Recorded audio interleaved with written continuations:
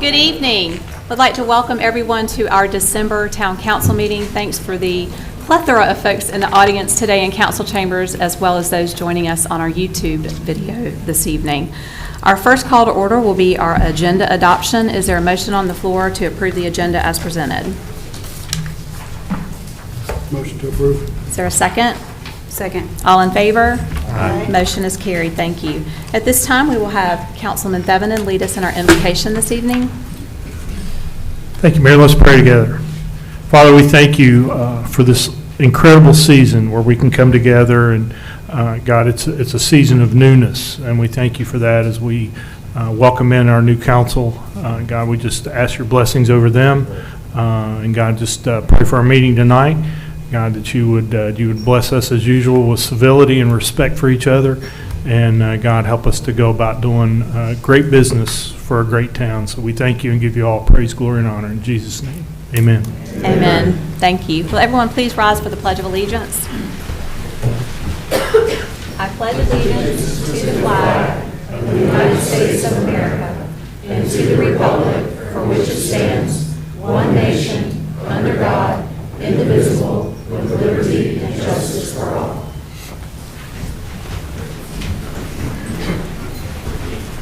We do have two special presentations this evening. First up is our Harrisburg Youth Council, Grow with Harrisburg, and Casey is going to introduce. Good evening, Mayor and Council. I'm excited to kick us off tonight with our 2025-2026 Harrisburg Youth Council capstone presentation. It is called Grow with Harrisburg, but before we get into the details of this year's capstone project, I want to introduce our Harrisburg Youth Council. This year, our youth council is made up of 38 students. It is our largest youth council yet, and those students represent Hickory Ridge High School, Cabarrus Health Sciences Institute, the Cannon School, J.M. Robinson High School, and the Cabarrus Early College. And on top of serving on our youth council, those students are responsible for serving on one of 4 committees within our youth council, and those committees are our Community Service Committee, our Member Recruiting Committee, our Grant Committee, and our Capstone Committee, and we actually have some members of our Capstone Committee with us tonight to present that project. So before we get into the details, I want to go over what a capstone project is. So a capstone project is a project to address real community issues and find an actionable solution. That project theme is selected at our August Youth Council retreat. Our Youth Council breaks up into groups. They decide on a theme within that group. They then present that to the rest of the Youth Council, and by the end of the retreat, they decide on what theme they want to move forward with through the year.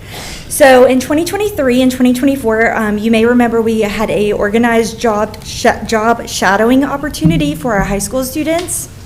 Last year, our students hosted a book drive with elementary schools to boost literacy in the classrooms and expand those classroom libraries for elementary schools right here in Harrisburg.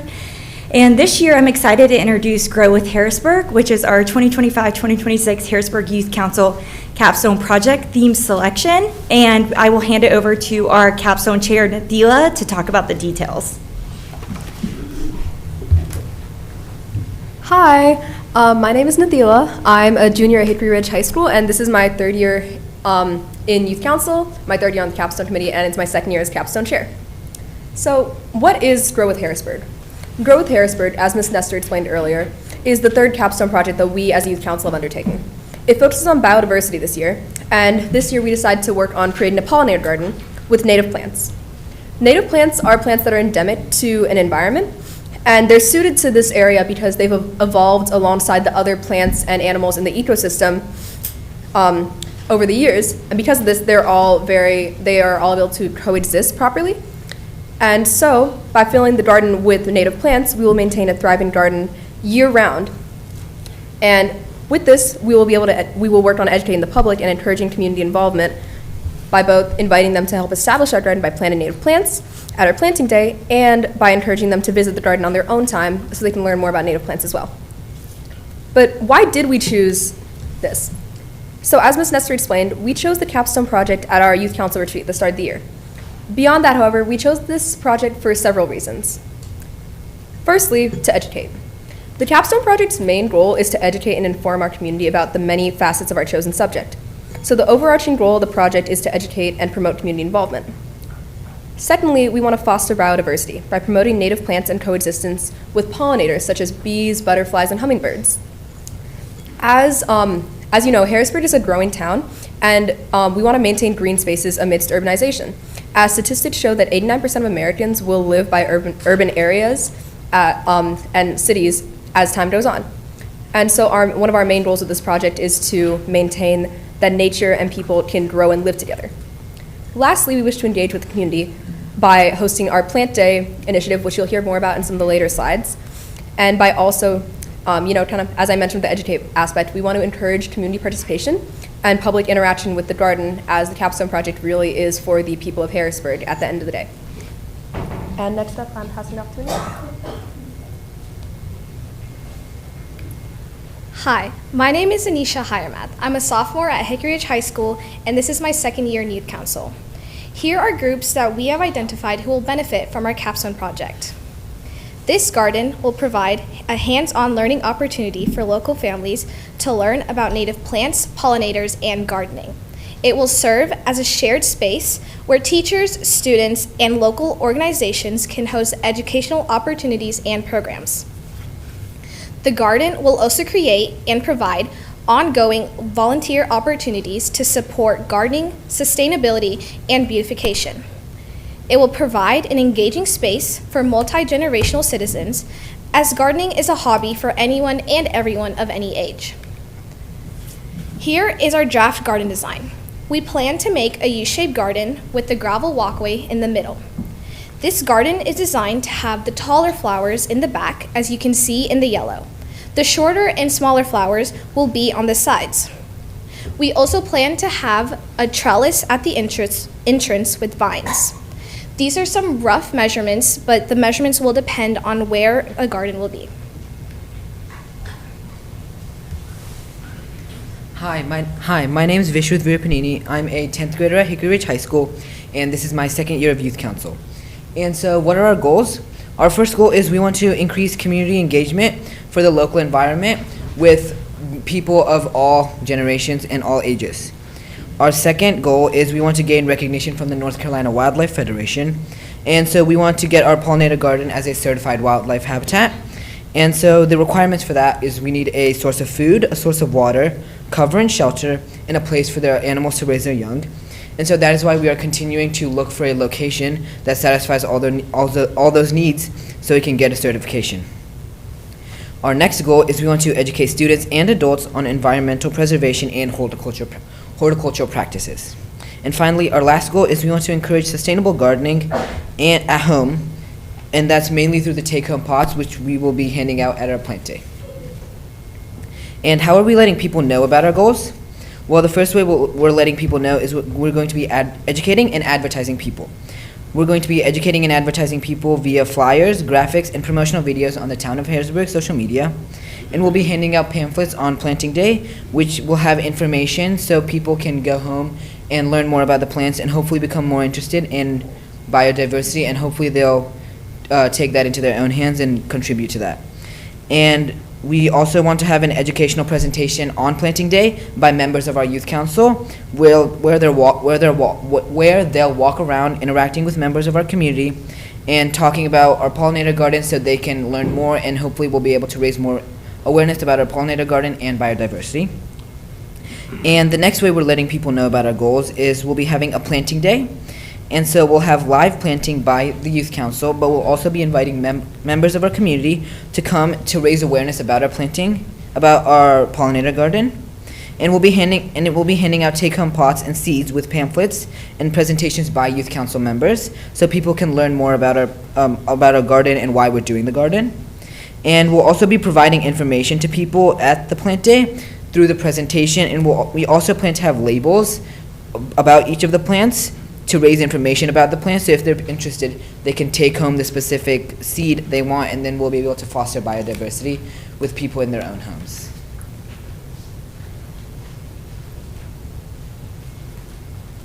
Hi, my name is Tanmai Jala, and I'm a sophomore at Hickory Ridge High School, and this is my second year in Youth Council. We initially began this project in September and October by researching native plant species best suited for the town of Harrisburg. Our goal was to have flowers to attract pollinators such as bees and butterflies, as the garden that we're doing is a pollinator garden. We also brainstormed ideas for partnerships in the community and began the process of submitting out grants and other proposals to further aid in any extra supplies we might need. After that, in November, we started working with the Parks and Recs Department and the head of the Native Garden from Ready Creek Park to discuss and understand what major components we would need and the overall layout of the garden. At this time, the Capstone Committee divided the entire Youth Council into 5 main subcommittees. These subcommittees are advertising, take-home pots, plant day, materials, and plant research. We established these 5 subcommittees so that each member in the Youth Council would have an active role in the project. Currently, in the month of December, we are here now presenting in front of you, Town Council, about our project to get your thoughts and comments. We're also in the process of scheduling a build day for the garden, hopefully having it sometime in April. Coming up in January, we'll finalize the location and prep up the site by stripping the grass and getting the cardboard laid down to set the foundation of the garden. We're also going to be confirming the volunteers to help maintain the garden, which will include the FFA, or Future Farmers of America, from the Hickory Ridge High School. These volunteers will be following a consistent maintenance schedule by signing up in shifts.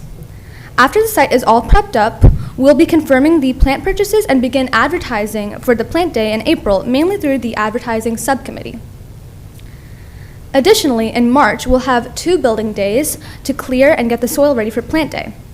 Once all is done and ready to go, we'll commence the community plant day and open our garden to the public, featuring our native plants, educational experiences, and community engagement. After that, as the project comes to a close, we will come back to you, Town Council, to present our results and statistics from the recent plant day and the Capstone project in general. Finally, for the upcoming summer, we will continue to keep the garden maintained in assigned shifts, including some extra aid from the Parks and Recs Department and the Public Works Department.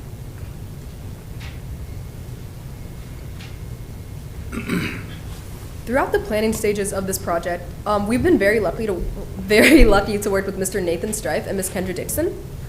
Mr. Nathan Strife is the Parks and Rec Superintendent for our own town of Harrisburg, and he attended one of our Harrisburg Youth Council meetings where he described his own personal experience in establishing pollinator gardens, and he talked to us a lot about how endemic plants are important to maintain ecosystem balance.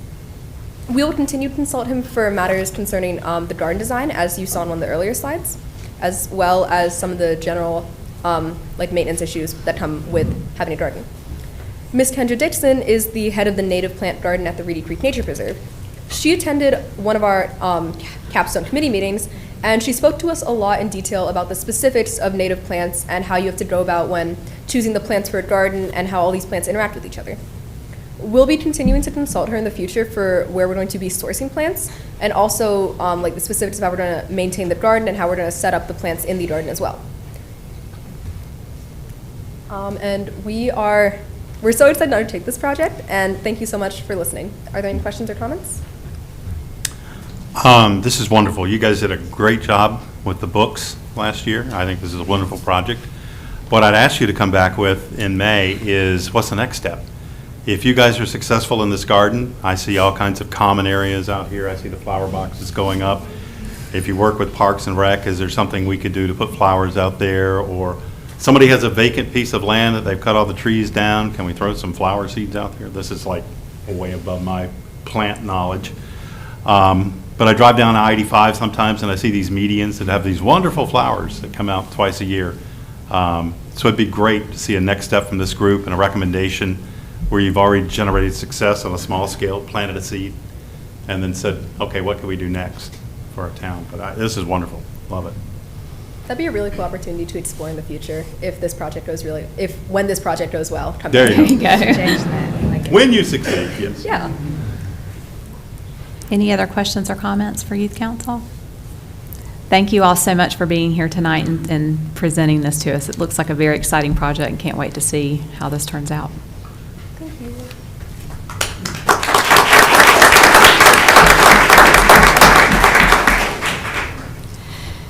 Next, under special presentations, we have our Citizens Academy 2025 Award, and Casey is joining us again for this one. Hi, one more presentation from me tonight. Last month, as you may remember, we did do our 2025 Citizens Academy recognition, and I just wanted to introduce one person who did complete our Citizens Academy program tonight. She completed all 9 weeks of our program, and she is here to accept her award, and that is Mrs. Jolena Crum. If you want to come up and accept your award.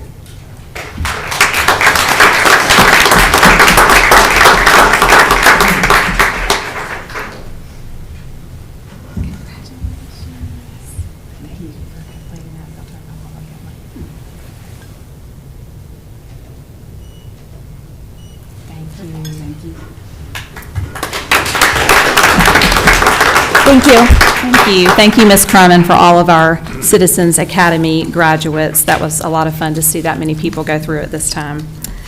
All right, moving right along, we are in the section for public comments. We do have a sign-up sheet. We've got 3 names on there this evening. If you could just please keep your comments to about 3 minutes. When you come up to the podium, if you could just state your name and address for the record, please. First up, we have Rosa Culver-Sims.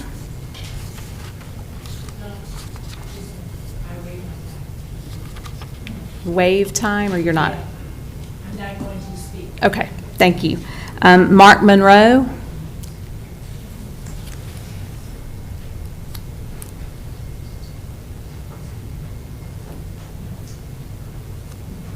Good evening, Mayor and Council. Good evening. My name is Mark Monroe. My address is 6751 River Hills Drive, Harrisburg, North Carolina, 28075. Wanted to discuss an issue that we've got in my neighborhood. This issue goes back to 2012. There's a lot of history to it, and I'd be happy to talk offline about this because I don't have much time to discuss all the details. But there's a gate at the end of Shamrock Road, which basically is a barrier from the road going into the Saddle Creek development. And back in 2012, there was an agreement signed, and I have a copy of it here. If y'all don't, I'd be happy to provide it for you. This is an agreement that was agreed to between NCDOT and the town of Harrisburg. And it was signed by the mayor at the time, Tim Hagler. And when the bridges and railroads were closed down, there were discussions as to how things were going to be handled and what was going to be done. And there were some debates and discussions with regards to how Shamrock was going to be handled. To summarize that, there was an agreement made between NCDOT and the town of Harrisburg that there would be a permanent barrier. Well, let me just read it to you. There would be public access would be restricted by a gate or method by jointly agreed upon by NCDOT and the town of Harrisburg. The connection from 49 to Shamrock will be available only for emergency services vehicles after the construction is complete. So basically, what that's saying is there's going to be a permanent barrier. The only traffic allowed would be emergency traffic. And that was signed between the state and the town of Harrisburg and Tim Hagler. Been issues with the gate. I don't know that we had a really good solution. I don't know that we really spent a whole lot of time working on it. So it's been that way since 2012. In my neighborhood forum, Mark Morgan, who is the NCDOT contact, there's been some goings on with him, and I've actually spoke to him at length about this situation. Back in the middle of November, the gates were removed. They were removed by Rob. NCDOT was not informed. They were pulled, and through traffic was then allowed to go from Shamrock through the gates, through that road onto 49, in specific violation of the agreement that was signed by the town. I spoke to NCDOT about it. They did not approve it, and they do not want the gates removed. Mark told me specifically, we did not want them removed.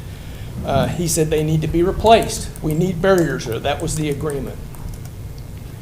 What he has told me is he's working on options, different things we can do with Rob to get that barrier back in place. All that I'm asking is that y'all understand this agreement that was made and work with NCDOT on getting the barriers back in place as it was agreed upon in 2012. I don't think it's going to be very expensive. Mark explains to me that there's specific types of mechanical bollards that can come up and down that have recessed locks. There's no chains, there's no locks that can be cut, that are affordable. All that I ask is y'all work with this situation and make it right according to the agreement for not only NCDOT, but the residents and the people that have agreed to this. So that's really all I got to say. I do have a copy of this. I'd be happy to talk to y'all offline. If y'all have not seen this, and y'all probably weren't even here in 2012, I'd be happy to give you copies of this so you can actually see what was agreed upon. So, thank you. Thank you, Mark. Are there any more Shamrock before I? That's it. Okay. There's just one more. So, What? Yeah, I don't, there's only one other person signed up to speak, and it's not for okay. that. Yeah, if it's not Shamrock, then I'd be happy to address this. Most of council's been copied on the email that Mark and I have had, and the three others with the neighbors out there. Our staff removed the gates. I'm not strong enough. I'm not in Public Works anymore, so we had our staff take the physical gates out. But certainly, we'll get a copy of that agreement if you guys don't have it. Agreement's a loose term. It's a term sheet, which is part of a memorandum of understanding from 2012, signed by the mayor between NCDOT prior to the rail project. A lot of history involved with that. The Cliff Note version is a little bit different, but Mark has it mostly correct. There is an agreement, and he read it properly here, that says a gate or other means and methods of restriction between Shamrock and Saddle Creek. And from 2012 to the spring of 2018, it was not a gate. The gate was installed in 2018. So for the first 6 years of that, it was restricted by other means.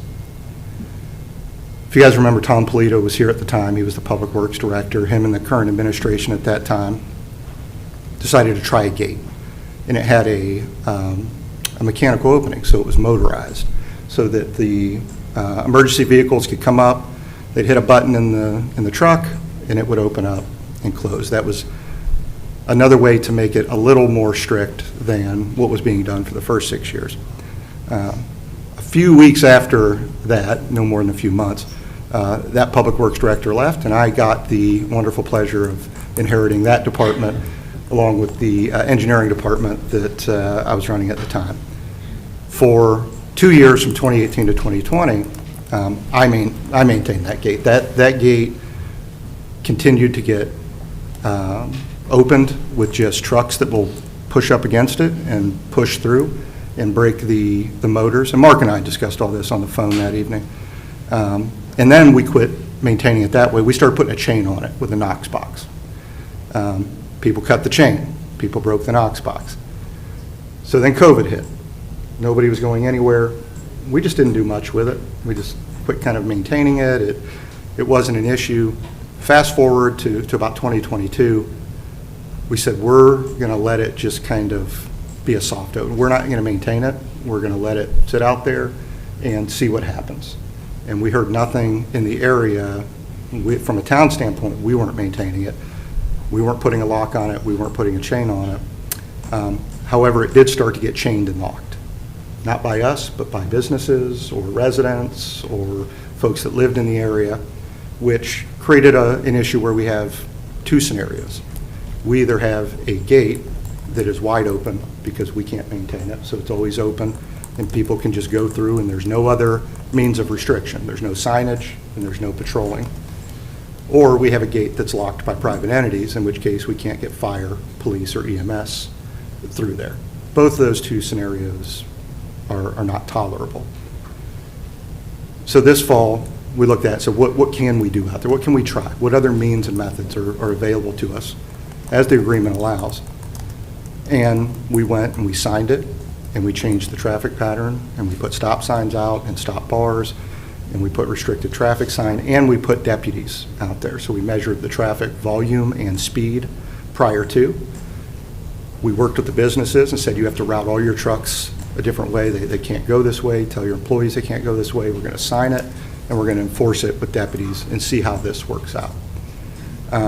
Mark and I had a conversation the night we decided to clean that area up because the businesses were complaining that area was just, we're getting couches and mattresses, and we have this old rusty gate, and the gate is busted, and it looks like heck, and we're trying to invest in here. Can you clean it up?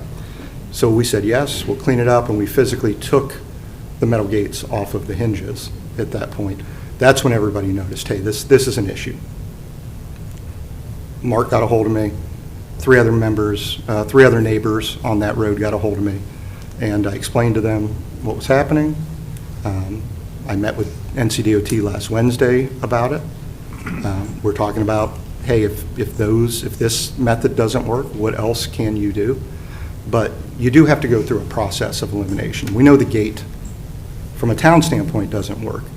I did talk with NCDOT. If they feel like there's another gate mechanism where they can man it 24/7 and make sure that it's closed at all times, except for when fire, EMS, and police and folks have to get through, by all means, they can put that on Shamrock. That's a state road. They can do as they please.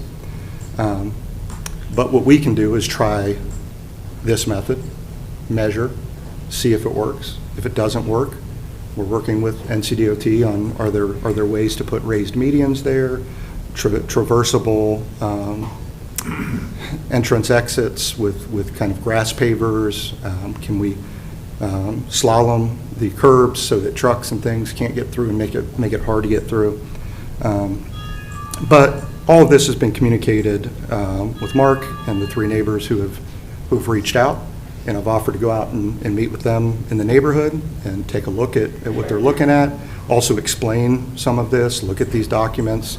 That same document that says we'll restrict traffic on Shamrock also says, and I think it's paragraph F, subsection 1, that the town and DOT realize it's necessary to connect Shamrock to 49 via grade separation, amongst 4 other things that were needed, including the Veterans Road extension from Veterans to Hickory Ridge, dual lefts off of 49 onto Caldwell, and vice versa.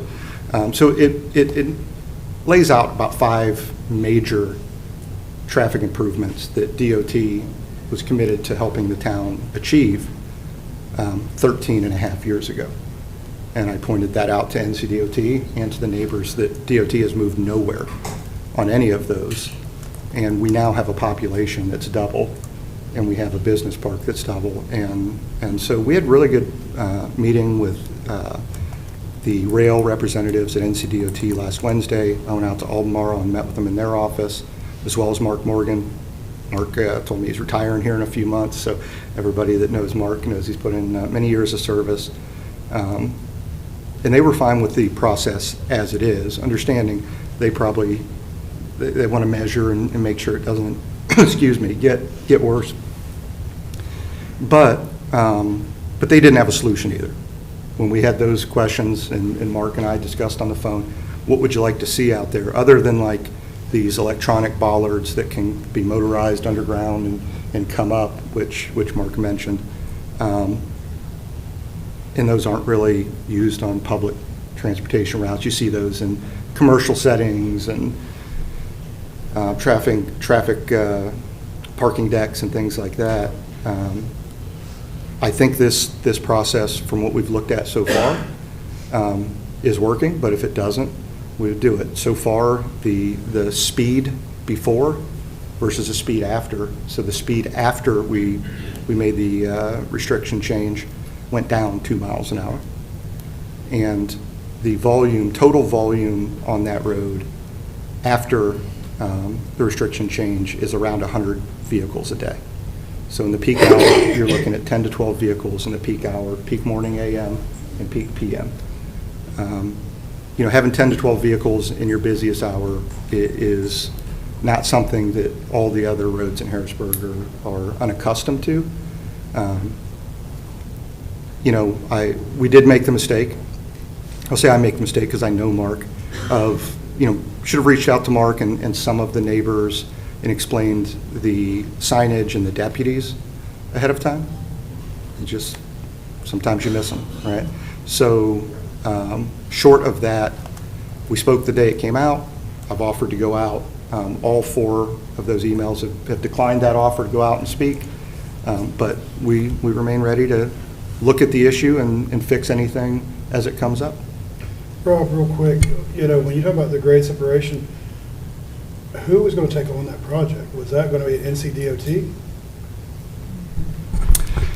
Or was that going to have? Yeah, so the term sheet alludes to basically state money and MPO monies paying for these, because Shamrock's a state road and 49's a state road. I mean, there are projects on the MPO, but that's not one of them. I mean, there's stuff that goes back to 2012, but it has, the last project that was even near us that was of large size was taking the bypass and running it all the way over to 49. Yeah. So our conversation Wednesday, at NCDOT delved into a lot of that, and I have a meeting in January set up with Felix, the new Scott, the new after Scott, Brett, and now Felix has taken that. So you may see Felix on the news getting yelled at about I-77. We're going to bring him over into this situation as well, but that we went into that conversation about what was the genesis of the restriction there, and as Mark said, it does have a very complicated history with it, but ultimately they were going to close that crossing at Saddle Creek, and one of the businesses there had connections and got a hold of the governor's office, and that crossing was put back in, and as part of that overriding of staff that made that, hey, this should be closed, and all that traffic was supposed to go out Shamrock. But when they put that back in, there was some NCDOT versus this private business owner hurt feelings, and they said, well, fine, if it's going back in, then you can't use Shamrock. So we're going to restrict it. And I heard that from the person that did the design.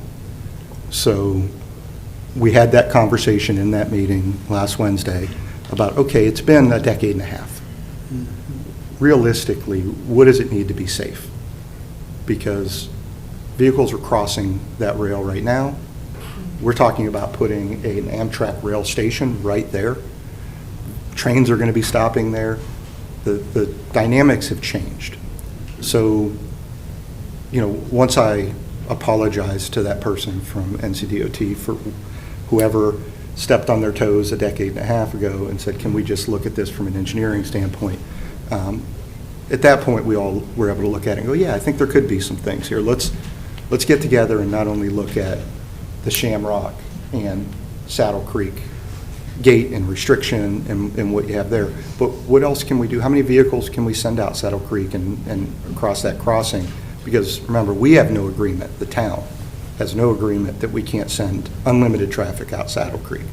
But DOT did make an agreement with NC Rail to say, hey, we'll put some barriers on that. Nobody knows what those barriers are, what those limits are, but they're digging into that. And the people at NC Rail that we deal with, that Lee and I are on, a meeting with every other month, are the same people that would have to give permission to change this. So we feel like we have all the same players. The times have changed, populations have changed, the traffic volumes have changed. But one thing's for sure, we won't let a bad situation go on Shamrock. I've been with the town a decade. I've been in a multitude of roles. No matter who's in charge, no matter what council we have up here, no matter what staff members we have, we never abandon the residents. So if there is something getting out of control out there, we'll address it. I do think, though, that it is unrealistic for anyone in Harrisburg to think 20 years from now, your road may be the same as it is today. Things are going to change, whether we like them or not. We try to make sure they change in the most tolerable way possible, but things can't continue to stay stagnant in a town that's growing as fast as ours. Thank you. Thank you, Rob. Last on our sign up for public comment is Karen Batten. Is there a Karen Batten in the room? Oh, okay. Thank you. That concludes public comment. Next, we have our consent agenda. Is there a motion on the floor to approve the consent agenda as presented? Motion approved. Is there a second? Second. All in favor? Motion is carried. Thank you. We do have one public hearing this evening. This is a consideration of extending an annexation agreement between the town of Harrisburg and the city of Charlotte. And Shelley is with us to present this evening. Thank you, Mayor and Council. So this is a request to consider extending an annexation agreement between the town of Harrisburg and the city of Charlotte for the purpose of defining municipal boundaries to provide certainty for service provisions and long-range capital facilities planning. It is staff's recommendation to conduct the public hearing and adopt the annexation agreement time extension between the town and city of Charlotte as proposed. Town records show that Harrisburg and Charlotte entered a 10-year annexation agreement effective January 1st of 2006. This agreement was extended by both jurisdictions in 2016. Therefore, the current agreement is set to expire on January 1st of 2026. Excuse me. If approved this evening, the agreement would be effective January 1st of 2026, again for a 10-year period. Therefore, it would expire in 2036. The draft annexation agreement provided has been reviewed and approved by both the City of Charlotte and our town attorney. The City of Charlotte Town Council is also conducting its public hearing this evening as well to consider the agreement extension. So that concludes my presentation. I'll be happy to answer any questions you have prior to the public hearing. Any questions for Shelley before we open up the public hearing? At this time, we open the public hearing. There was no one that signed up to speak at the public hearing, so we will then close public hearing. All right, council, any questions, or is there a motion to adopt the ordinance extending the annexation agreement?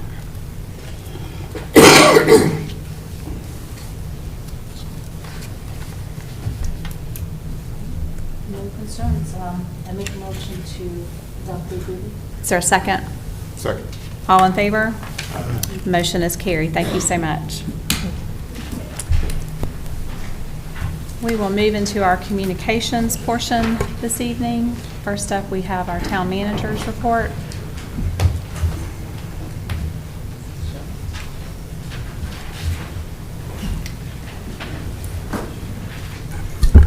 Good evening, Mayor and Council.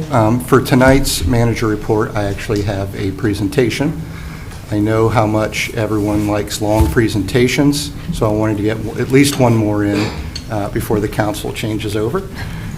Tonight, I'm going to go over the annual state of the town and kind of hit some of the highlights of what we've been up to, and then also introduce and explain what you have in your hand, which is the first ever quarterly report by the town, and really excited to jump into a lot of this. So just give a quick background on what I think everybody already knows here, but may not know how quickly we're getting there, which is the state of the town of Harrisburg is doing excellent. Our population is now around 25,000 people. We project that we will add around 650 new people this year, and that Harrisburg remains a highly desirable place to live, that Harrisburg has a strong sense of community, pride, and belonging. But I do want to go back a little bit on a process that we refer to internally as our, from renewal to results process that goes back a couple of years and really just has some building blocks associated with it. And most of the people here have been involved in one way or another as part of this, where the first step in 22 was just kind of some renewed leadership and a focus on organizational stability, community stability, political stability, really building that foundation so that we can do all the other things that we're going to show this evening. The next year, we adopted that new mission, vision, values, and goals, which was extremely tough. There was a lot that went into that and a lot of negotiating back and forth, and then expanding our regional partners. We don't operate in isolation, and everything that we do in here has some type of partnership. 24 got us then into that real process improvement, doing all these major capital projects and coming up with our consensus budgeting method by where we can make quick decisions and decide how to accomplish our goals. And finally, the last step of that is transitioning into a long-term strategic execution. Now it's doing all the things that we put on paper. All of the hard work, all of the planning, all of the bargaining and negotiation goes into One Harrisburg.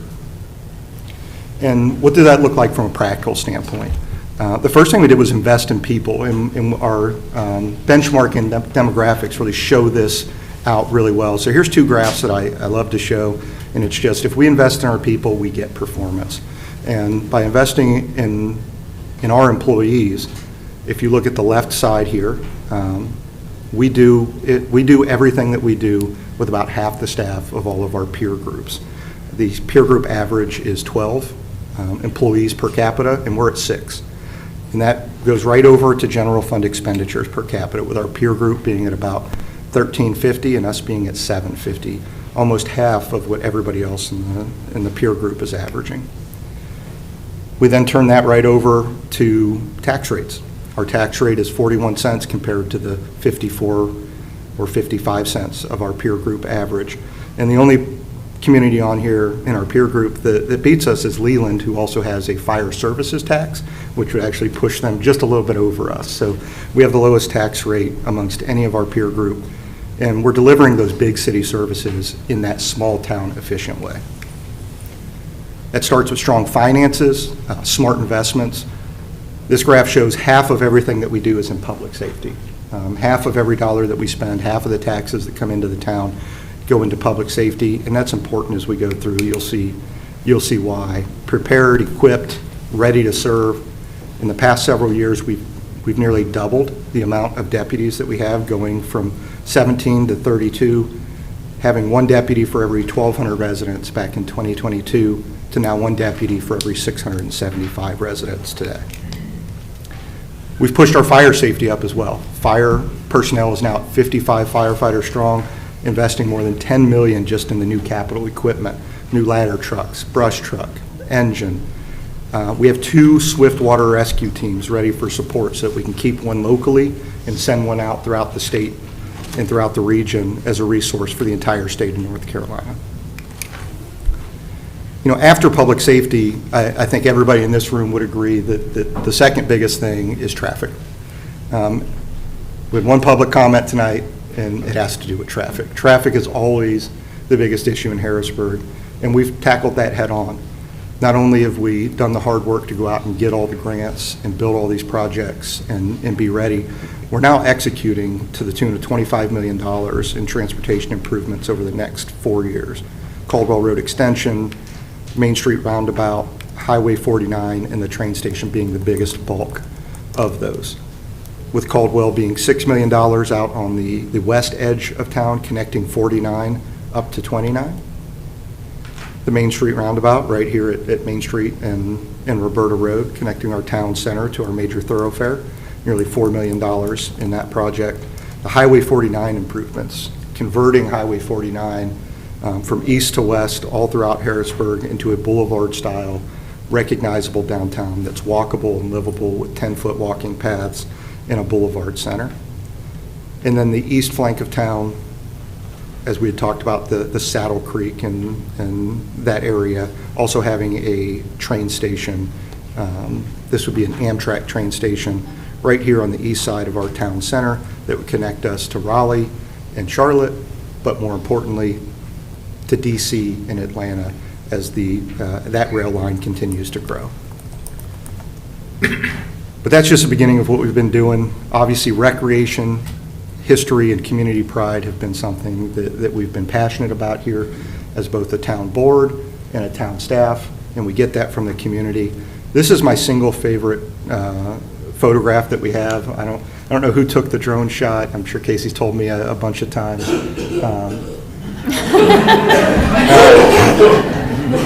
I think, Thank you, Michael. You know, Jared, shout out here.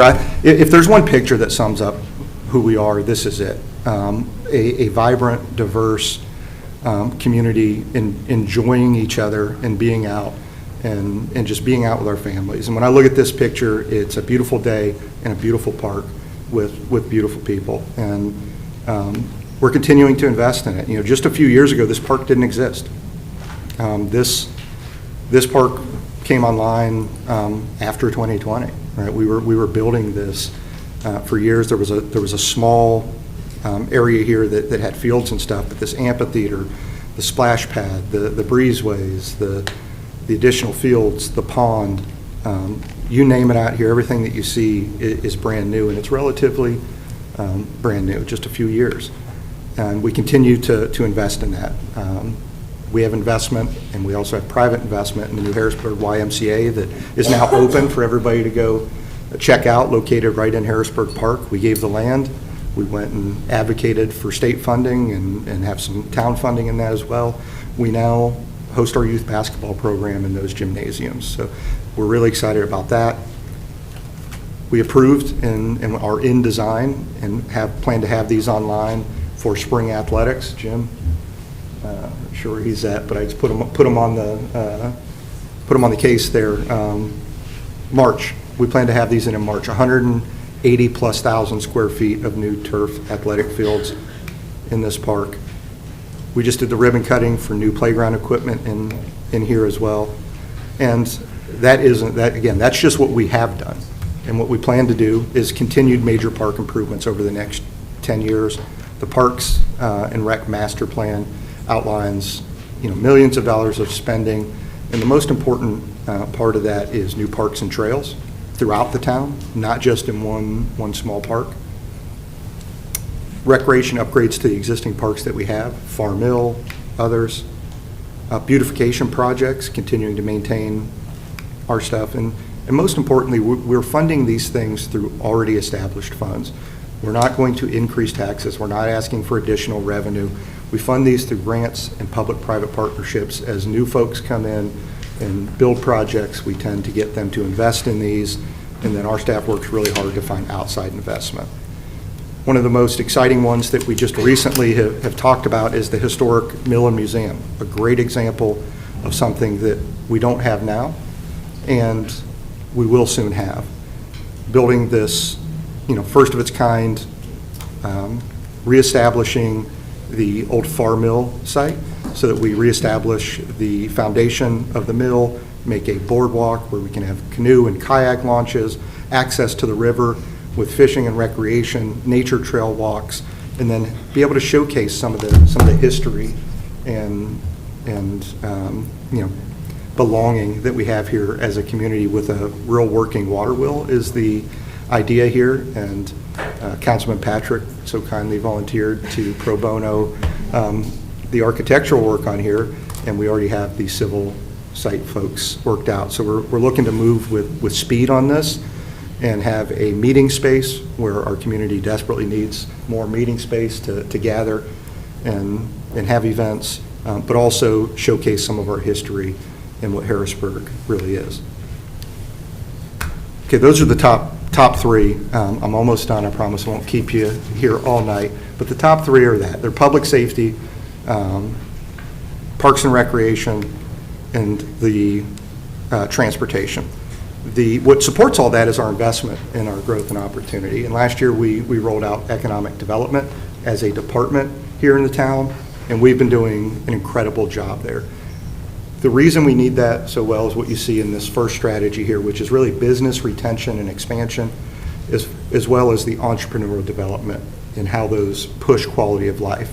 If we're going to continue to do what we have been doing, which is slow the residential growth so that we can raise the quality of that residential product and we can address the transportation issues associated with it, then we need a robust economic development department that can help our small businesses grow and can help our entrepreneurs thrive. Because if we're going to have high standards, we're going to need to help folks get through some of those standards that are the targeted types of businesses.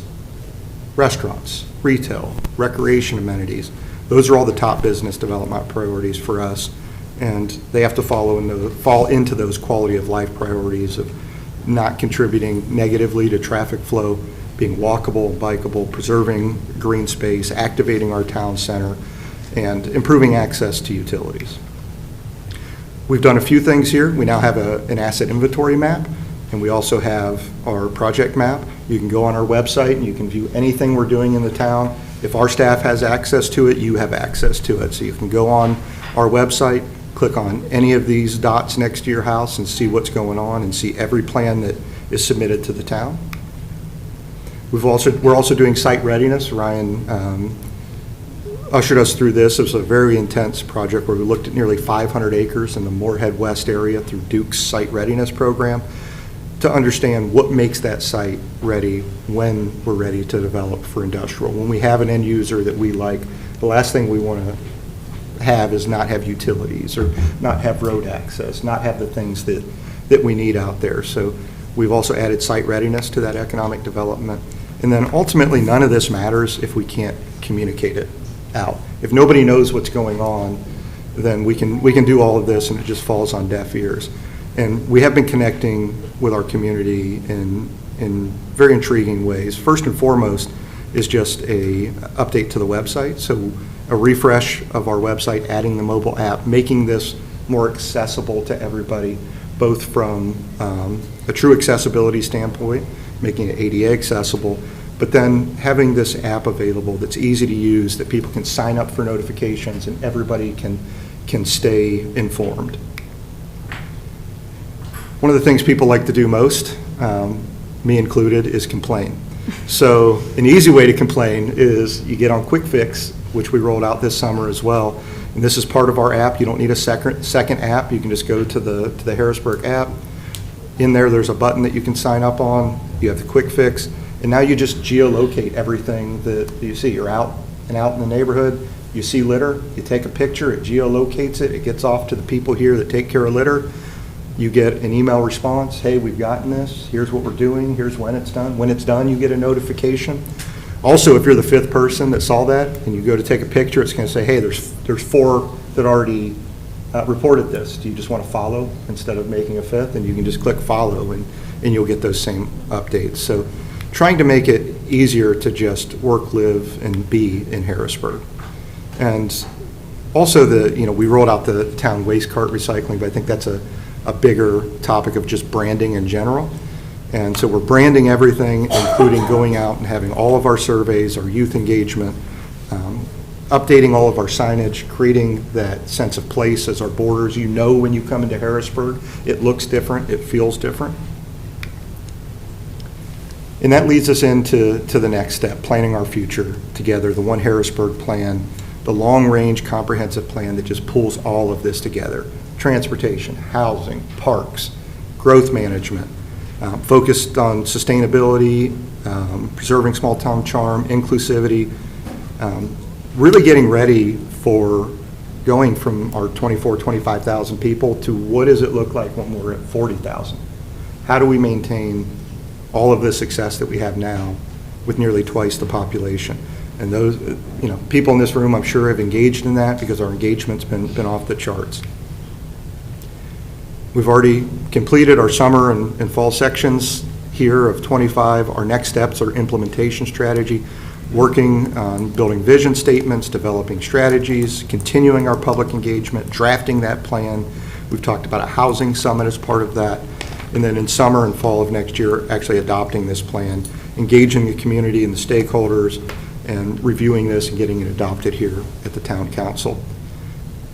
The way we're measuring that, all of that, I'm really proud of everything that we've done, and I wanted to get all of that out and make sure everybody understands how great our staff's doing at executing all the plans, is our first ever quarterly report. Council has a printed copy. This is on the website as well for anybody who wants to see it, and this will come out each quarter. And we'll be able to really look at the highlights of key accomplishments and initiatives that we're working on. And those things reflect the town's ongoing commitment to service excellence, transparency, community growth. And we're doing that in a very technical way. you'll see the table of contents here on the screen, where we go over the town as a whole first and look at some of the goals and objectives that we've set and where we at progress on those, where we at year over year financially, and then dig down into what does this look like individually. Everything points back to our vision, mission, values, and ultimately the goals that we set as a group. The goals and objectives are in the report, and we have status of those. But even more interesting, as you go in, it'll give you very measurable data that's interesting to look at. Customer service data, for instance, how many calls did we have in the quarter? 8,798. Right? Nobody would know that number short of having reports like this. Our quick fix orders, utility bills mailed on time, our turnover rate in HR, number of employees onboarded. You can go through this in detail, and I encourage you to year over year or month over month numbers on, for instance, our Instagram impressions, views up 65%, interactions up 23%. And you'll go through any department that you like to see there and just see how are we doing as a group, which brings me to the last slide, which is how are we doing? And that ultimately, for me, is all that matters. And what we've gone from is kind of going from a city who knows we're doing pretty well, but we may not know exactly where we're going, to an award-winning community that's really second to none. In the past quarter, we've won awards for the Centralina Regional Award of Excellence for Innovation. We're the first community to become a heart-safe employer in Cabarrus County. We won the Visionary Destination Award from the Cabarrus Visitor and Convention Bureau, and we were named the healthiest employer in the entire state of North Carolina amongst all employers our size, public and private. And here is just a sneak peek at some of the initial results of our comp plan, which is what are the perceptions of the town. And these are the ones that I'm most proud of. When you look at the gray and the blue, that's the national and regional average. So when you ask Americans, do you think this is a good place to raise your children? 57% of Americans say yes, they think it's a good place. If those Americans live in Harrisburg, it's 95%. 95% of our residents think it's a great place to raise children. 94% think it's a great place to live. 91% are satisfied overall with their feeling of safety. Compare that to the Atlantic region, which outpaces the nation, and Harrisburg is just doing incredible. And I can't wait for the next steps. So with that, I'll finish up my last report for a few of you and take any questions that you have. Well, Rob, I'll jump out first just from the idea. Being the most tenured council member up here, I'll say, I've seen a lot of changes over the years, and what we've gone through in the last 4 is nothing short of tremendous and amazing to watch. But this election, as with any election, actually brings it to the forefront again. People don't realize government travels very, very slow because of the checks and balances that are in place, all the various layers that are there, right? So they get ahead of themselves and they're like, oh, I got this great epiphany, this great idea. I'm going to do this. I'm going to champion that. And I talk to the candidates that are out there and I'm like, hey, go have a conversation first. When you get elected, you'll realize probably a lot of the challenges that you've pointed out or said that are bad have already been discussed and that potentially could be in the works. Tonight, you showed a lot of things that are in the works that maybe not everybody's aware of. If I could get you to go door to door, that'd be really great. I even thought as you're doing that, if we had some kind of animation that we could put on the web that would capture, I can always point people back to our video and say, hey, watch the council video, but council videos are boring. We know that. No one sits around and says, oh, what do I watch tonight? The council video. Yeah, no. My wife does, but that's a whole different world in that space. But with that, I just say thank you to you and the staff, what you guys have done on this. But it's not by mistake. It's very defined, and we're proud to have you. I'll say that, on my behalf, I'm proud to have you leading us and going forward in this effort. And wonderful report. Thank you. Rob, can you go back to that sheet that had the towns on it, all the way at the very beginning? All the employees per, Yeah, and this would be helpful as we approach budget season next year. And I'd be curious as to, I saw some of the towns. there's a lot of, I went through a lot of stuff here. Yeah, right. Yeah, I mean, what is Lumberton doing that we're not doing? And how are, I mean, Well, do they have it wrong or do we have it right? And, you don't have to answer it now, but I just. Well, we have it as right. Go through. I'll answer Well, it. I mean, they're off the scale here and we're getting all this, as you said, wonderful stuff done for $742 and everybody else is at $1,300. And I've ridden through Lumberton and it doesn't look like Harrisburg. So, I mean, do they have some unfunded pension plan that we don't know about? I use that as a cautionary note so that we don't wind up in the $1,300 barrel and still get all these wonderful things done. And perhaps it's a budget question when we approach budget season. But there's got to be something in there. Maybe they don't get services from the county, or maybe they have their own water, and there's got to be some efficiencies that we're realizing. I'd like to know and understand those as we move forward in 2020. Yeah, it's a great question, and without picking anybody on here, I think that's what this is, an important part of, and that's the important part of the new frontier that we've gone over, the last 6-9 months, and that is a part of our everyday work now, which is benchmarking, data analytics, and understanding exactly why something is what it is. If we, we can sit up here and feel, a certain way, but ultimately the proof's in the pudding. The numbers are what the numbers are, and sometimes you can even get in a scenario where you're doing, too well in an area, right? If you have really good satisfaction at something, don't increase spending on it, right? You're good. You're meeting your expectations. You don't want it to slide back. But it's a way to identify overspending as well as underspending on some of these things. So, some of these folks have some built-in, usually when you get around the edges, there's some major easy thing that our staff goes through and can find, because we ask those same questions. But ultimately, we're not just, these are just top-line benchmarks. Mm-hmm. Several of our staff went to benchmarking sessions at the School of Government in this quarter to go look at their department benchmarking, right? If they want to be really good at something, they're meeting with their peers and looking at how are they doing it right. And, I'd love to say, and our staff is second to none. I'll be the first to say that. We have the best folks. And that's by design. We've made that intentional decision to have the best staff. But we're not inventing all of this out of thin air. When somebody does it right, we do what they do.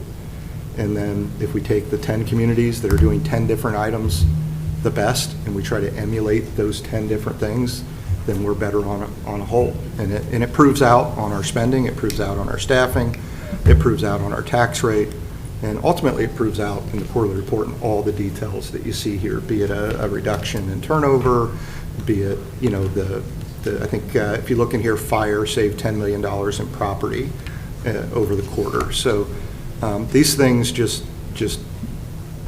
prove out time and time again, and we get granular with that and go back and look at what we can do to make operational changes.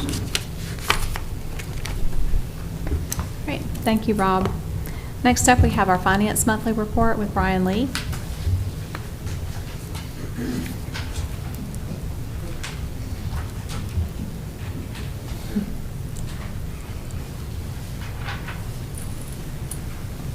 Good evening, Mayor and Council and the public. Get through this. You can do it over again if you want. Quite a few slides here. Okay, here's our finance report as of the end of November, so 42% of the way through the fiscal year. You can see our revenue and expenses operationally at the top of the screen here. tax collections, and the general fund's overall revenue up 5% this month from last month, which brings us to 19% for tax and 26% for the general fund. We will receive the vast majority of our property tax deposits this month and a little bit into January from escrow accounts, so no concern here. And for comparison, this was 27% and 20% last year, so right there on target with the prior year as well. The water and sewer fund continues to outpace our estimates at about 9% per month, so we see that fund getting a little bit ahead at 46%, and the stormwater fund is essentially right on target at 42%. So no concerns over our revenues at this point in the year. The bottom half of the screen is showing our operational department expenses from the general government accounts or departments, and no concerns here. We see 5 to 9% increases for the month, so that's right in line with our expectations, and none of the departments are coming up on any sort of concerning level there. Same story across all remaining general fund departments. They're all in good shape there. Parks and Rec has now come back within 1% of our target, and the water and sewer fund is at 37%, and the stormwater fund at 34%. So all of our funds and all of our departments are in great shape with our operational spending. And you see there at the bottom, salaries townwide at 38%. Now moving into our facilities and infrastructure, single year projects. I'll give you a second to look at those. And the first one to draw your attention to are the median improvements. We showed this at about 55%. This is the median pictured here on veterans. You can see it under construction, and then the finished product before it gets its planting and landscaping in there. And then we'll also be doing the median on 49 as you approach from Charlotte. This here is a view of the ADA sidewalk repairs that we do to remove trip hazards and other dangerous situations there. So we're able to grind down that trip hazard there and not have to rip up and replace the sidewalks. We spent about 89% of our funding for the year, so we've got about 11 grand left for the rest of the year. And so like Rob was talking about with the Quick Fix program, if anyone sees a trip hazard in their neighborhood or in front of their house, we ask that you go and file that, and we've got some funding to possibly take care of some of those projects this year. The next is our pavement resurfacing with the Powell Bill project. That's about 75% complete. Most of the work is done in Founders Reserve, Valhalla, Harrisburg Park, Orchard Park, and Fentondale. We have a little bit of work to do in Flowers Farm, and then just some punch list items to wrap up that. Here's a look at our multi-year projects in design. Just some standard movement on all of these as they work their way through design and engineering. Multi-year projects under construction here. We had some movement. Veterans Park. A lot of us were out there for the Veterans Park rededication ceremony on Veterans Day. You can see the picture of that event here, and then a shot of the park as well. So that has just a couple punch list items remaining, including one of the plaques that will go in one of the new pedestals. We have two projects that moved to complete: the stormwater and playground improvements at Harrisburg Park. We've seen the curb, the stormwater improvements, the new stairway, a lot of the new turf. And so here's our new playground equipment with shade over it, and then we also have shade structures over a lot of the benches for the parents. We also completed our 2025 annual sanitary sewer rehab, but I did not think anyone would want to see a picture of that project. Here's a look at our equipment projects. Everything has gotten off the ground for this year. Has at least been ordered. The deputies received their 2 golf carts and their side-by-side, and these will all be outfitted with lights and wrapped to match our town vehicles. And so Captain Nash did want to mention that this is not going to be orange. It will look like the deputy vehicles when they're done with that. Here's our SRT trailer for the fire department. This has been outfitted with cabinets and all sorts of gadgets and things on the inside.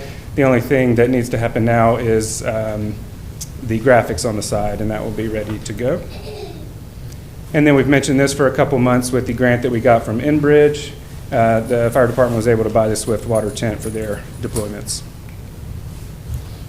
So look at our vehicle projects here. We had a little bit of progress on the 3 fire vehicles that require building, and everything else is awaiting to be delivered. And our professional services projects for the year, our 2025 audit, those financial statements should be submitted to the state tomorrow. And so we'll hear back from the LGC within a couple weeks on those, and we'll have our audit presentation from the auditors at the January meeting. And then Rob went over a lot of the comp plan, but just wanted to mention that we've had 12 neighborhood meetings, 1 open house at the Y, and we had about 900 survey respondents, which is about double what we needed for a statistically valid sample on that. So we're very happy with the turnout in that project. Any questions? Thank you, Brian. All right, thank you. Appreciate it. And I have turned on the AC back here. There you go. We will, next up, we have our law enforcement update with Captain Nash.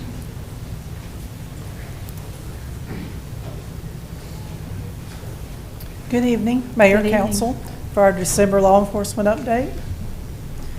We're going to try something new. The fire department always had their fancy graphs and numbers, so I had to do some graphs, try to spice it up. But this is something that we're looking to continue doing in the future, give you more data than just the number for this month. So you may see some changes next month, tweaks or updates or maybe new information. So this is still a work in progress, but we're definitely trying to continue with showing you good data just than the numbers for the previous month. So this first one is the law enforcement related activities. If you see the far right is November, which is 3,558. The previous 5 months are also listed on there. So you can see the trends. All of our numbers are variable depending on, we may have more traffic stops during the end of August, September because school's starting.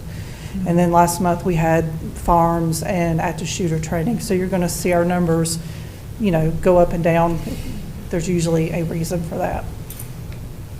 Security checks, far right, November, 1,975. Traffic stops, for November, we had 1,075.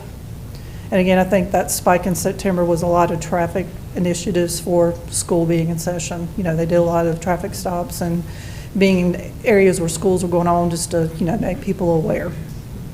Try to slow down everybody.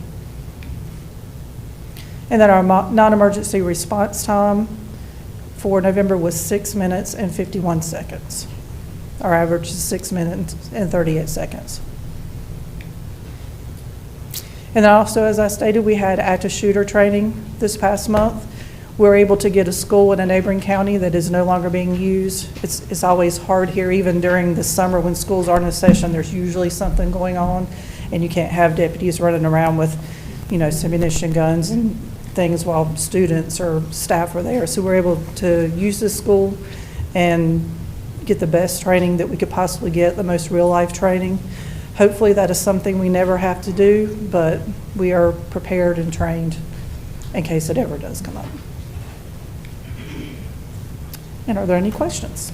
I'm curious, only because I saw a crime issue pop up the other night. Are we seeing increases in overdoses again? I don't have the numbers, but from what I hear the calls dispatch, it seems like it's been a decrease. Okay. Again, I can get the numbers for you, but at one time it seems like every couple of calls was an overdose, and we were using Narcan. So to me, just from what I'm seeing, it seems to have gone down, but I can get the numbers for those. I just seen something pop up over at Harrisburg Village, and I was just curious if we were up, down, or where we were headed with those. I mean, it's always, one is too many. Yep. It's always a problem, but like I said, it seems to be going down. Thank you. Thank you, Captain Nash. Thank you. Next up, we have our fire department update with Assistant Chief Wooten. Glad to have you back. Good evening, Mayor and Council, Management. You get to see my smiling face. Chief Dunn sends his regards. To answer your question too on that, Ron, we didn't have any Narcan administration in the last quarter. Oh, really? So, yeah. That's good to know. I just looked at that statistic on the thing before I came in here, so. Well, thank you for that. Yep. Okay, so fire department. So for the fire marshal activities, I want to highlight on this one that our quarterly community fire prevention program was Stop the Bleed. This is a course that's designed to help the citizen respond to major hemorrhages, and it basically teaches them the ability to apply tourniquets. So that's the highlight on that. We also taught a CPR and first aid class for the Pruitt Health here in town for their employees. highlighting on his inspection activities. If you notice foster care, we usually see an increase in our foster care inspections near the end of the year because it's every 2 years they have to have a fire inspection. So they typically start calling us near the end of the year, hey, I got to get this done before the end of the year, I'm due. So that's what that one is. All right, he had 28 actual inspection activities, 20 first inspections. He had 8 re-inspections. Re-inspections are when he comes out and finds an error, he gives them an opportunity to try to fix it. In this case, in the picture, you see that they're storing stuff in front of a fire sprinkler riser. They can't store anything in front of that. We got to be able to access those control valves and everything. And in his violations, you'll see that fire alarm systems is topped fire extinguishers. So that's kind of interesting. But fire alarms are inspected annually, and typically these violations are because they don't have their paperwork completed or just haven't got the stuff for us to review the documents on hand. For our fire stats in November, we had 242 incidents. That's actually down. So I don't know if you remember last month, it was 271. So it's about a 30 incident drop. So that can skew the numbers too. And you'll see it on this next chart where we talk about our alarm to arrival. You see how our dispatch to arrival time increased. So because it's a smaller data set and we ran calls that were actually farther away from the stations in this month, that's the reasoning behind it. But also, like Captain Nash said, you'll see fluctuations and things, but if you look at that trend line, it's very even. It's very straight across. So that's a good part on this.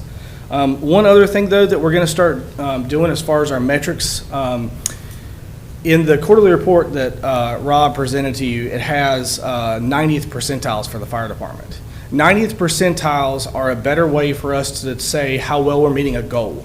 So if you think about it, if we gave you a number and said that our goal is a 1 minute and 30-second turnout time, that's from dead sleep to getting up, getting on a truck, and going down the road.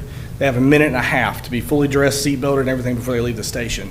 90th percentile means, if for us, it's, let's see, the total alarm to arrival is 640, but, so it's about 122 right now. 122 means that everything, 90% of those calls are below that 122 mark. So you won't see that number fluctuate necessarily as much as you see in these averages. So 90th percentile is what we're going to go with moving forward. It's also what the North Carolina School of Government and International Accreditation Standards typically report on. So that will help us when we start looking towards how we compare with future data sets on stuff. So hopefully I explained that well. But you'll start seeing that in next year's reporting. Working fires, we had 4 working fires. We had 2 building fires that were assisting Midland Fire Department. We did have 1 vehicle fire that was over in Concord, and we had 1 vehicle fire that was in our district. It was in a power line right away on Pioneer Mill Road, and it was one of those logging trucks that trims the trees and stuff. We actually had an 87% fire savings on that. We lost about $20,000 worth of the vehicle. Again, you kind of see Station 1's area dropped in this, but they still do remain the busiest. Station 2's area picked up a little bit. For our incident types, if you notice the good intent calls, that's like, and false alarms, that's where we get dispatched to something and we're on the way to a fire alarm. Well, we see a lot of fire alarms when the weather gets cold because people turn on their air conditioning or their heat, units switch from air conditioning over to heat mode, and those sometimes it burns dust off or their first time starting their fireplace. So we did have a little bit more increase in those type calls and maybe a little decrease in the rescue side of things. So if you look at those dots closer down to the bottom are the reasons those are farther away from the fire stations. There's more of those there than where it's normally in there. But the red dots are, like I said, we've been there 4 more times on that one. And then as Brian alluded to earlier, we did get the equipment from the Enbridge grant, the Swiftwater deployable tent. And we're still in the process of upfitting the new trailer that we received, about getting it lettered and everything on the outside. And positioning equipment and stuff within it. And we did welcome 2 new lateral firefighters that came from other local municipal fire departments this past month. So thank you for your time and your attention, and if you have any questions, I'm happy to try to answer them. Thank you so much. Appreciate it. Yep. Just two quick mayor comments. Council, it's that time again for us to submit our committee and board primary and alternate representations for the upcoming year. So if you would please be on the lookout for an email, I'll kind of list out what the opportunities are. You guys can rank them in order, and we will present that at the January meeting. I'm glad the weather cooperated for the Christmas tree lighting on Friday night. Thanks to everyone that came out, to all of our sponsors and vendors and community.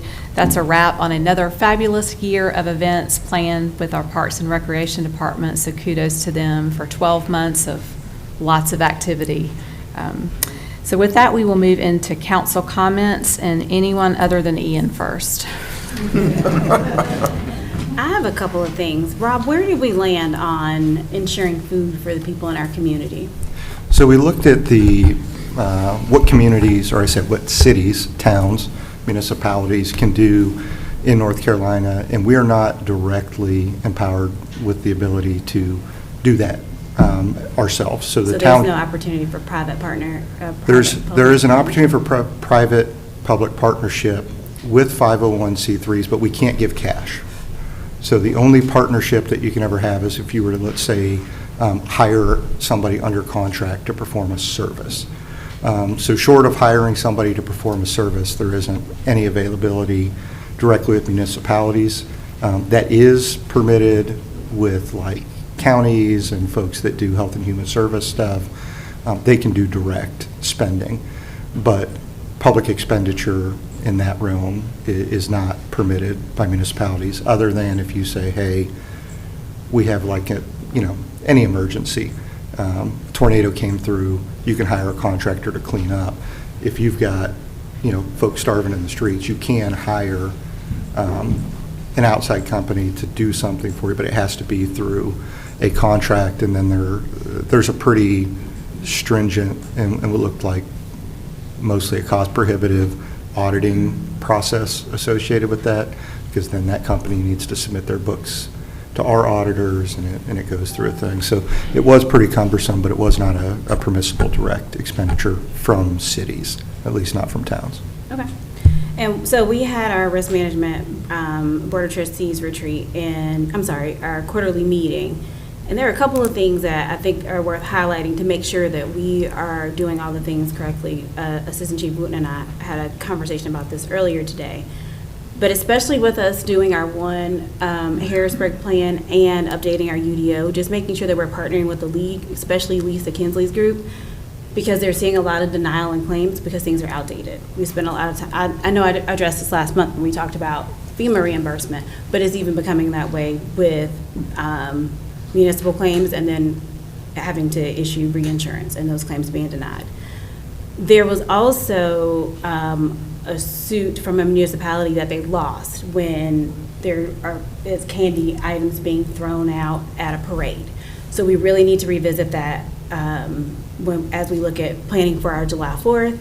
And the last part of that is ensuring that our insurance is specific to our special events, the things we have in our park, we have some outside of the gazebo, just outlining to make sure that as a town that we are covered as we partner with people in the community or we host events. The final thing that I want to discuss is when we look at our town of Harrisburg, I consider it a privilege to be able to represent people here in Harrisburg. And in our code of conduct, line number 5, it says we want to make sure that we are inspiring confidence as we govern within our town. And I think that we're in a rare time where this is the 3rd time that there'll be an appointment to a seat in our council. This resolution was established in 2001 and updated in 2015. I think it's fair, especially in the spirit of all things being transparent, that we establish a policy or practice of how seats are going to be appointed so that when things like this happen, everybody knows what to expect. It leaves it, the 2 previous appointments have happened very differently, and the reasoning for those have been shared previously. But for our community, for us, we just need to know, establish what that's going to look like going forward. And then the last thing as a part of that, with our Harrisburg Code of Ordinances, it says, in the mayor's absence, who steps in and what that role looks like. That has not been what it has been, and in the role of Mayor Pro Tem, I totally understand that it is not written anywhere that, what the precedent has been for this town. However, it has been that the highest vote getter is the person that is given that title. It is my understanding from speaking with folks on previous councils that this has not come into question except for when I won, and now with our current candidate who'll be sworn in here in just a little bit, Dr. Aaron Banks. So I think it is also important too, if that is what the precedence has been and we continue to move that forward, just put that in writing so that there's no longer a question. There was a question when I won. Again, I don't know where it's coming from, but the questions have come up again. And ensuring that those roles are fulfilled as what are outlined, and again, to ensure that we're inspiring the confidence of the people that are trusting us to make decisions on their behalf. What questions are you referencing? I haven't heard any. So, thank you for asking. There have been several people that have asked whether or not we're going to continue with the highest vote getter becoming. Who are they asking? I mean, me. I can't speak for anybody else. I mean, but I've gotten not heard anything. I've had no communications with anyone on anything about anybody asking any questions. I guess that's where I'm confused. You're saying you're getting questions, or people are asking questions, but I've not heard of any questions. And I'm glad that you have not. I hate that they're isolated to me. I mean, could you not share those with us, though, when you get them, so that we know there's some things that are, maybe in your circles, or Alteen's circles, or Mike's circles, that there's some concern out there that we probably should address. Yeah, and I don't think that they're foreign. I mean, I know that Rob's office is. I'm even taken back to your statement that there was questions about you being Mayor Pro Tem. I don't remember that. I would love to understand that as well. I wish I could provide clarity. I wasn't a part of any of those conversations, but I do remember it being a conversation in the community to which I plainly remember Pastor Watkins getting up and addressing that during public comment during that time. And it was a conversation that I had here with Rob at that time as well. And Pastor Watkins got up and said it.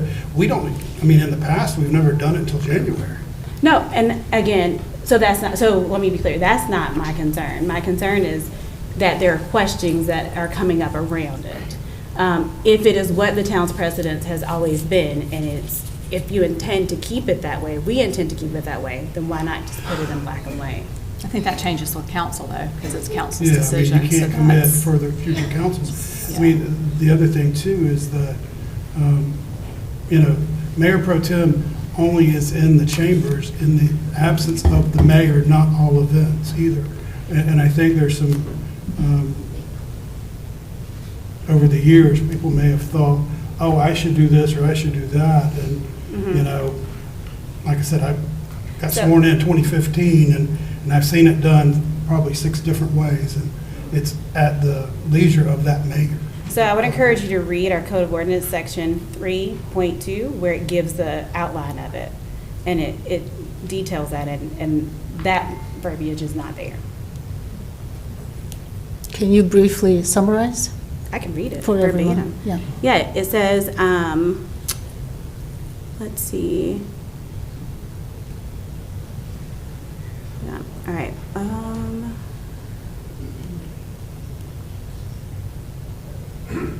Let me get back to it, my apologies.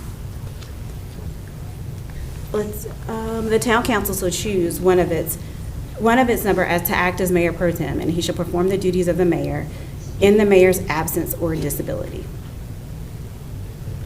Choose. It doesn't say top vote getter, right? So it's It doesn't say top vote getter, it says choose, right? Right, it's two-part, right? Right. So the first part of what I was saying was whom gets identified as such. The second part is the role of said person.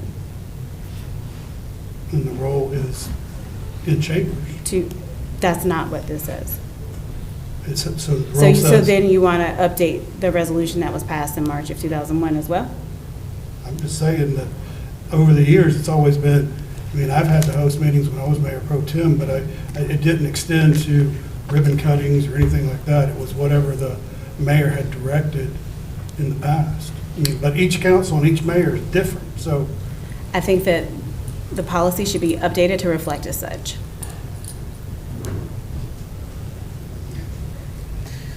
for any policies, you're going to need majority of the council to vote for it. I would agree. I mean, I'm not one for straddling a future council on that. I mean, it gives enough leeway, depending on what's going on with the current council, to be able to make that decision. On which part? Say that again? On which part? All of it. So determining whom is in that role and the Correct. role of said role? Yes. Then that's not clearly defined in what this section says. I'm just asking for it to be clearly defined on two parts, whom gets it and the role of said person.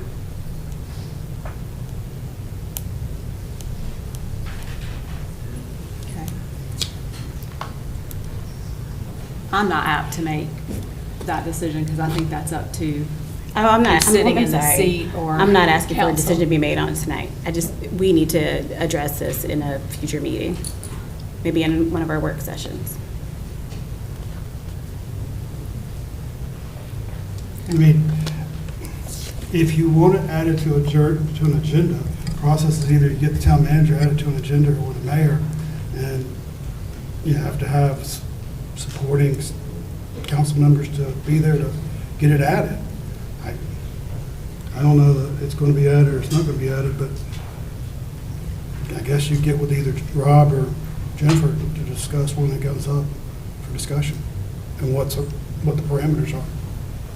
I mean, I hated I missed last month's meeting. I mean, same thing happened. Something came up, and we referenced our youth organization, and we did it this way. Well, the youth organization that was referenced went to the town manager and to the mayor ahead of time.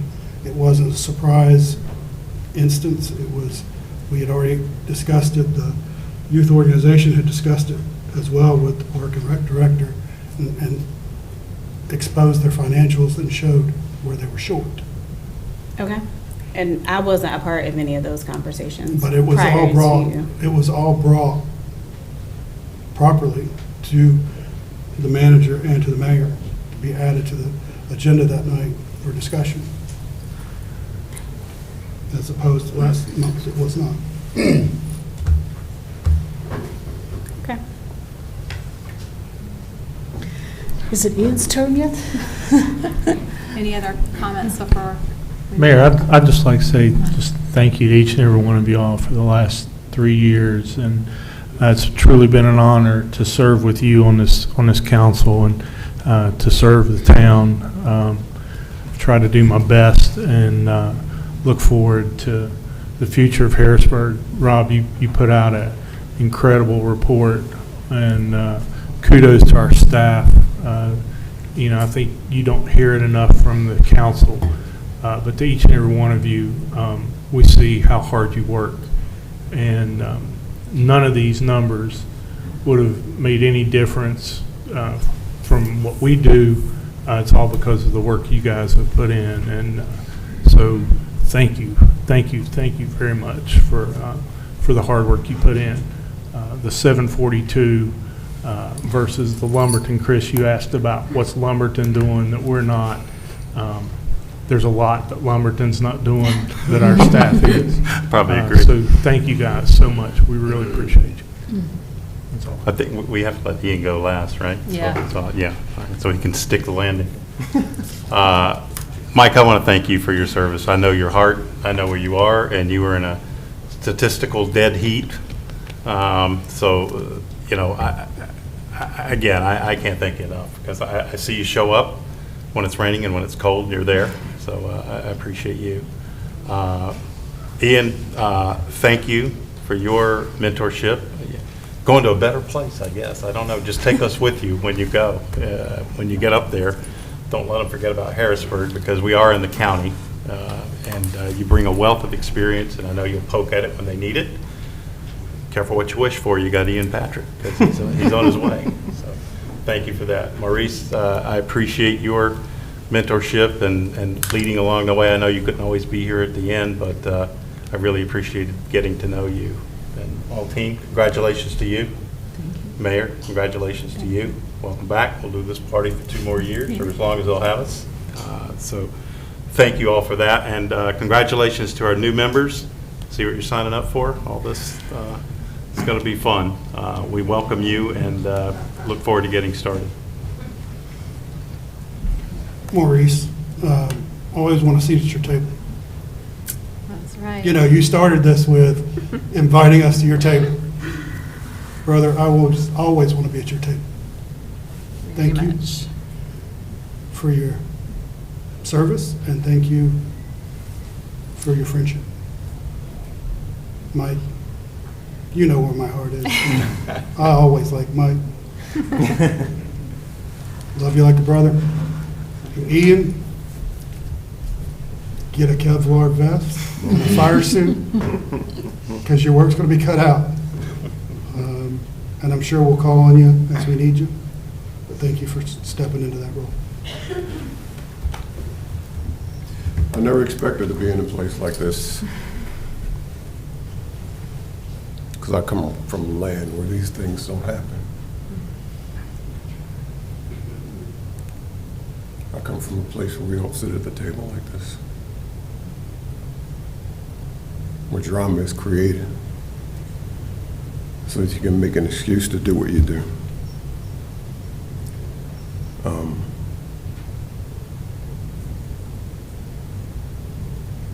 I never thought that I would find the friends that I have here. Freaking warriors, people with hearts and passions, wisdom.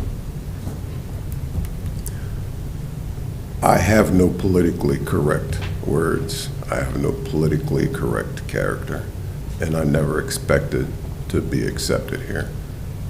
But I was more than accepted, and it's been an honor to serve you. I apologize for the last 18 months. I just haven't been able to. But I was telling the mayor earlier, were there not for circumstances, I would have sold my house a year ago and I would have left. But I love this town. And some things are about to change, so you'll see me. I'll be sitting out there. But I thank you. It's been an honor to serve you. It truly has. And Rob, oh my goodness. What you've done, I wish I could take you back to the land where I came from so that you could do it there. It's been truly a pleasure to watch you guys, you, Lee, Jim, all of you, just to see what you do. Amazing. So it's been an honor to serve you. Thank you, Maurice. All right, Ian. All right. You're Tough up. to follow that. Love you, brother. That's my guy.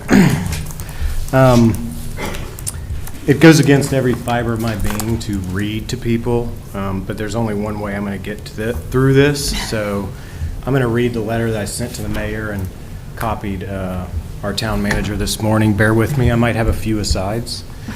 Madam Mayor. It is with mixed emotions I write to inform you of my resignation from the Harrisburg Town Council, effective immediately at the conclusion of this agenda item. As you are aware, I've been selected for appointment to the Cabarrus County Board of Commissioners. While this is a great opportunity to serve the people of Cabarrus County, including Harrisburg, I am saddened to be leaving such an extraordinary group of public servants.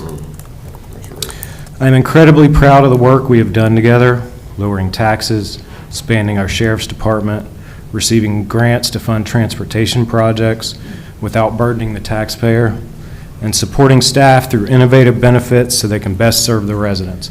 Rob, I'm so glad you did that presentation on what we've accomplished. It's so much. This was going to be 10 pages long. We've also executed or are in process of completing a few key plans that will ensure Harrisburg's continued commitment to the vision that we created together. Harrisburg will be a distinctive, family-focused community where memories are made. The 2025 strategic plan will ensure that Harrisburg keeps this commitment to the residents for generations to come. I have certainly made great memories with you and the rest of council, along with my family and friends, at all the great events Harrisburg holds for our community. It has truly been my honor. I want to thank the residents for supporting me throughout my tenure and their thoughtful engagement. The civic pride that everyone I've ever met demonstrates for our town is extraordinarily heartwarming. Each time someone in the community is in need, there's zero hesitation from the wonderful people of this town in helping them. I remember clearly neighbors helping neighbors after the tornado tore through Camelot. Within hours, there were hundreds, and I'm not exaggerating, hundreds of people cleaning up debris and cutting down trees for no other reason than to provide a helping hand. That is the spirit of Harrisburg that I know and I love. I also want to take a moment to thank town leadership and staff. Town Manager Dunham and all the department heads deserve an enormous amount of credit for our success. And I've never worked with a more engaging, hardworking, and above all, caring staff. They truly love this town as much as you and me, and it shows through every project and every interaction. If I didn't live in Harrisburg, I would steal every single one of you and take you with me to Cabarrus County. Their excellence is unparalleled. So with that, I enthusiastically recommend that the council fill my seat with Councilman Mike Thevenin, who will continue to work for the good of this unbelievable town and her residents. After all, he was the top vote getter in an election no more than 1 month ago. It has truly been my honor, and I promise to continue to support the town in any capacity you ask of me. Warmest regards, Ian.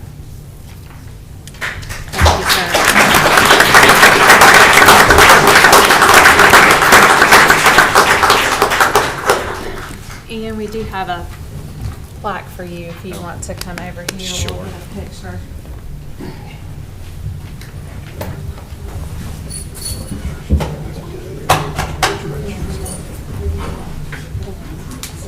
So hold it to the side so it doesn't, so you can't read the name.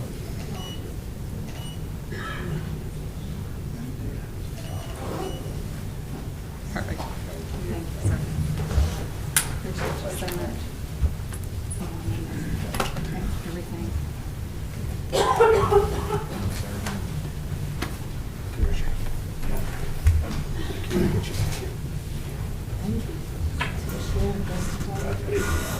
You'll kill it. She's here. Watch everybody.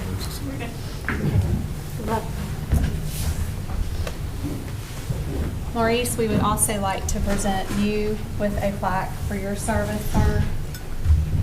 We are incredibly grateful.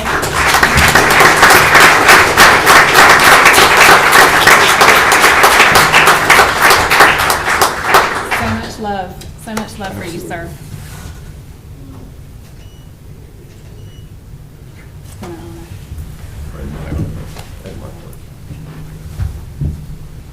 Oh, sorry.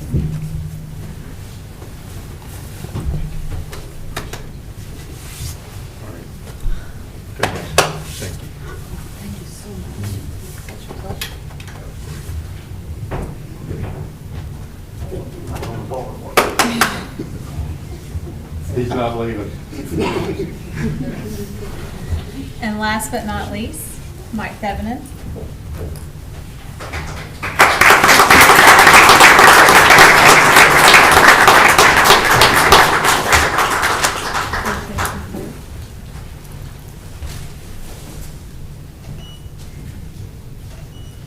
And you can do it that way.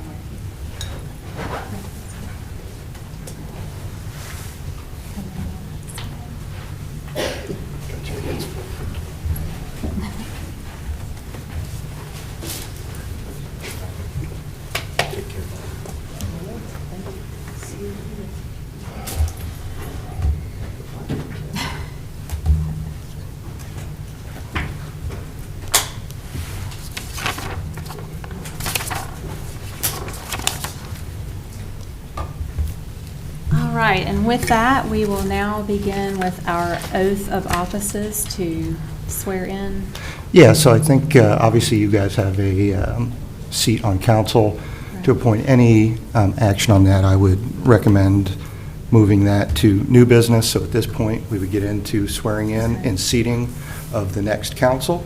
And then you guys have new business, action items, closed session, and adjournment. After that, so you can deal with anything that you would like. Great. Okay.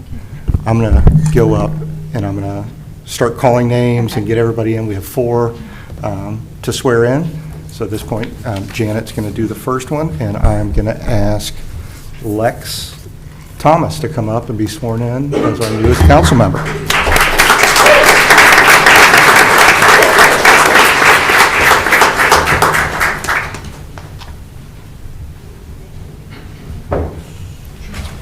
Oh, yeah, bring Darlene up. You bring your family up, Lex.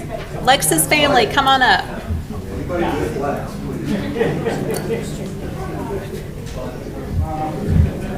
My kids are too embarrassed to do this.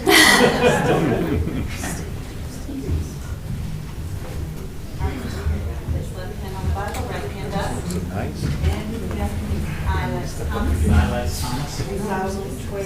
Do solemnly swear. That I will support and maintain the Constitution and laws of the United States. That I will support and maintain the Constitution and laws of the United States. And the Constitution and laws of North Carolina. And the Constitution and laws of North Carolina. Not inconsistent therewith. Not inconsistent therewith. And that I will faithfully discharge the duties of my office as a council person. For the town of Harrisburg.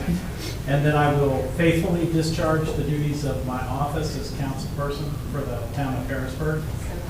So help me God.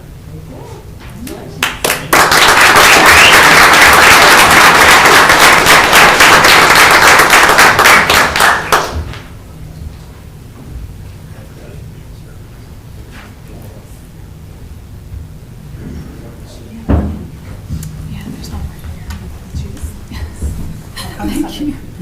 Oh, I have to sign? Yes, you have to sign. Let me reread this. Put it right.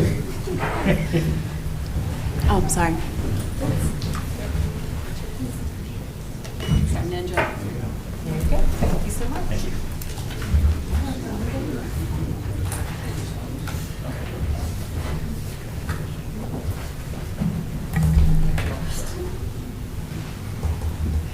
All right, next up will be Dr. Aaron Banks.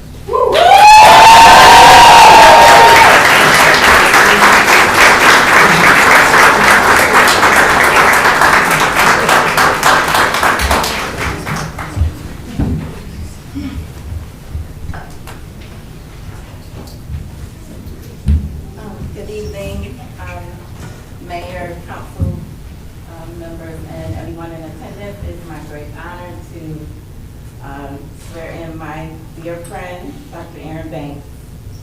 Dr. Banks, if you will raise your right hand, left hand on the Bible, and repeat the town council oath of office for me. I, Dr. Aaron Banks, do solemnly swear. I, Dr. Aaron Banks, do solemnly swear that I will support and maintain the Constitution that I will support and maintain the Constitution and the laws of the United States and the laws of the United States and the Constitution and the laws of North Carolina, and the Constitution and the laws of North Carolina, not inconsistent therewith, and that I will faithfully discharge my duties of my office as council person of the town of Harrisburg.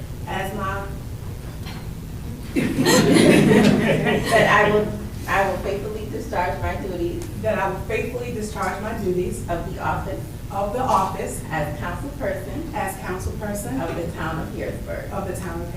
So help me God. So help me God. Wonderful.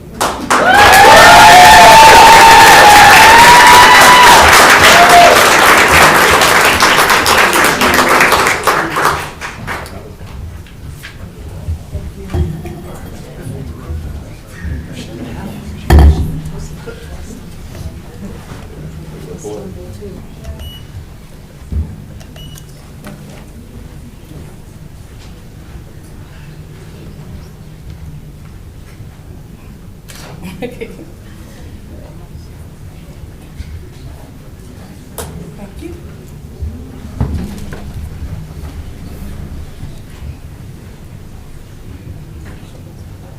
That's right.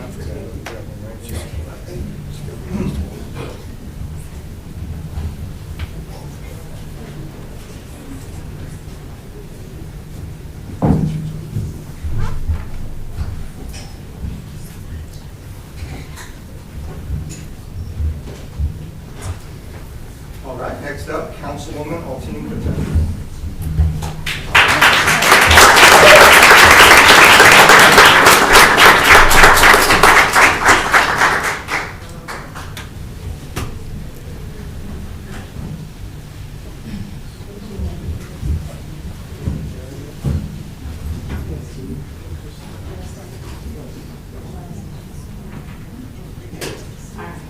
I, Alteen Cotel. I, Alteen Cotel. Do solemnly swear. Do solemnly swear. That I will support and maintain the Constitution. That I will support and maintain the Constitution. And laws of the United States. And laws of the United States. And the Constitution and laws of North Carolina. And the Constitution and laws of North Carolina. Not inconsistent therewith. Not inconsistent therewith. And I will faithfully discharge the duties of my office.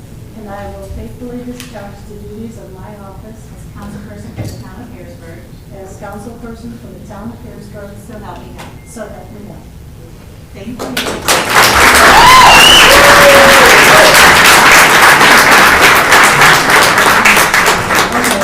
Thank you so much. I can't remember. This is perfect. Yeah.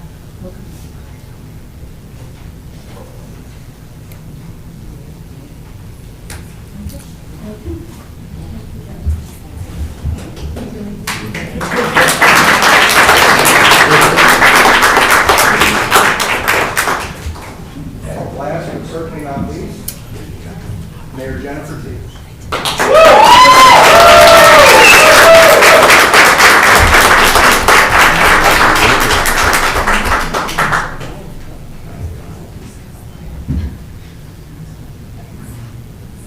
All right. I, Jennifer T. I, Jennifer T.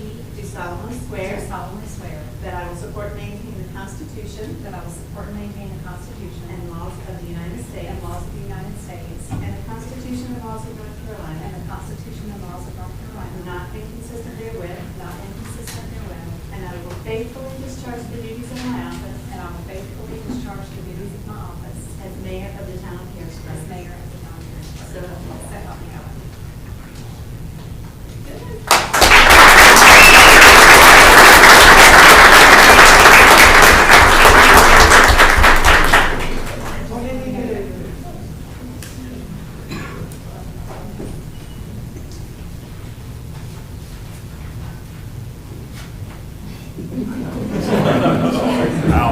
Right here. Just trying to line the seal.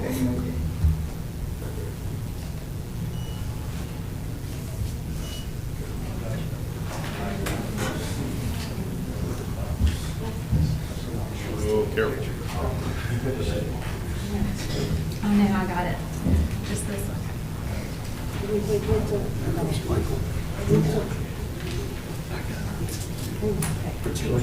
Pretend your son is going to. Yeah, we're going to use the auto pen. That was good. Yeah. That was very clever.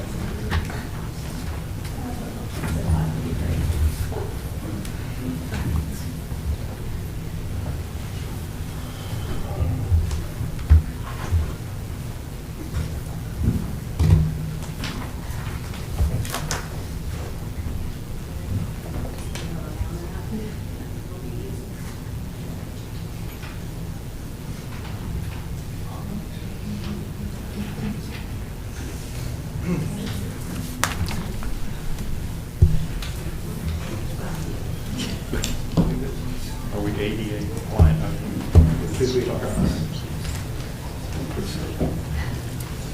Turtle face.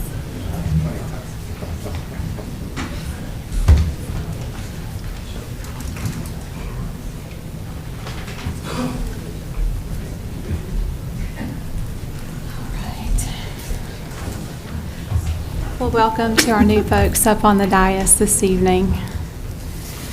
So that concludes our swearing in. As Rob mentioned before, I know the topic came up about filling Ian's seat, and that's best put under new business so that our folks new on the dais can participate in that. Anybody want to add anything? Okay. Are we commenting on the new seat? Yes, Okay. because I think Ian brought up about having Mike replace. Yeah. Which makes logical sense given the timeline of things. Mayor, if you want to pause a moment, I can say people are shuffling out, and I don't Okay. want all the audio to get messed up, but if anybody isn't going to stick around for the last new business, I would say go ahead and take off now. If you aren't out in the next, I'll say 60 seconds, we're gonna lock you in here like Braveheart and stay for the rest of it. So.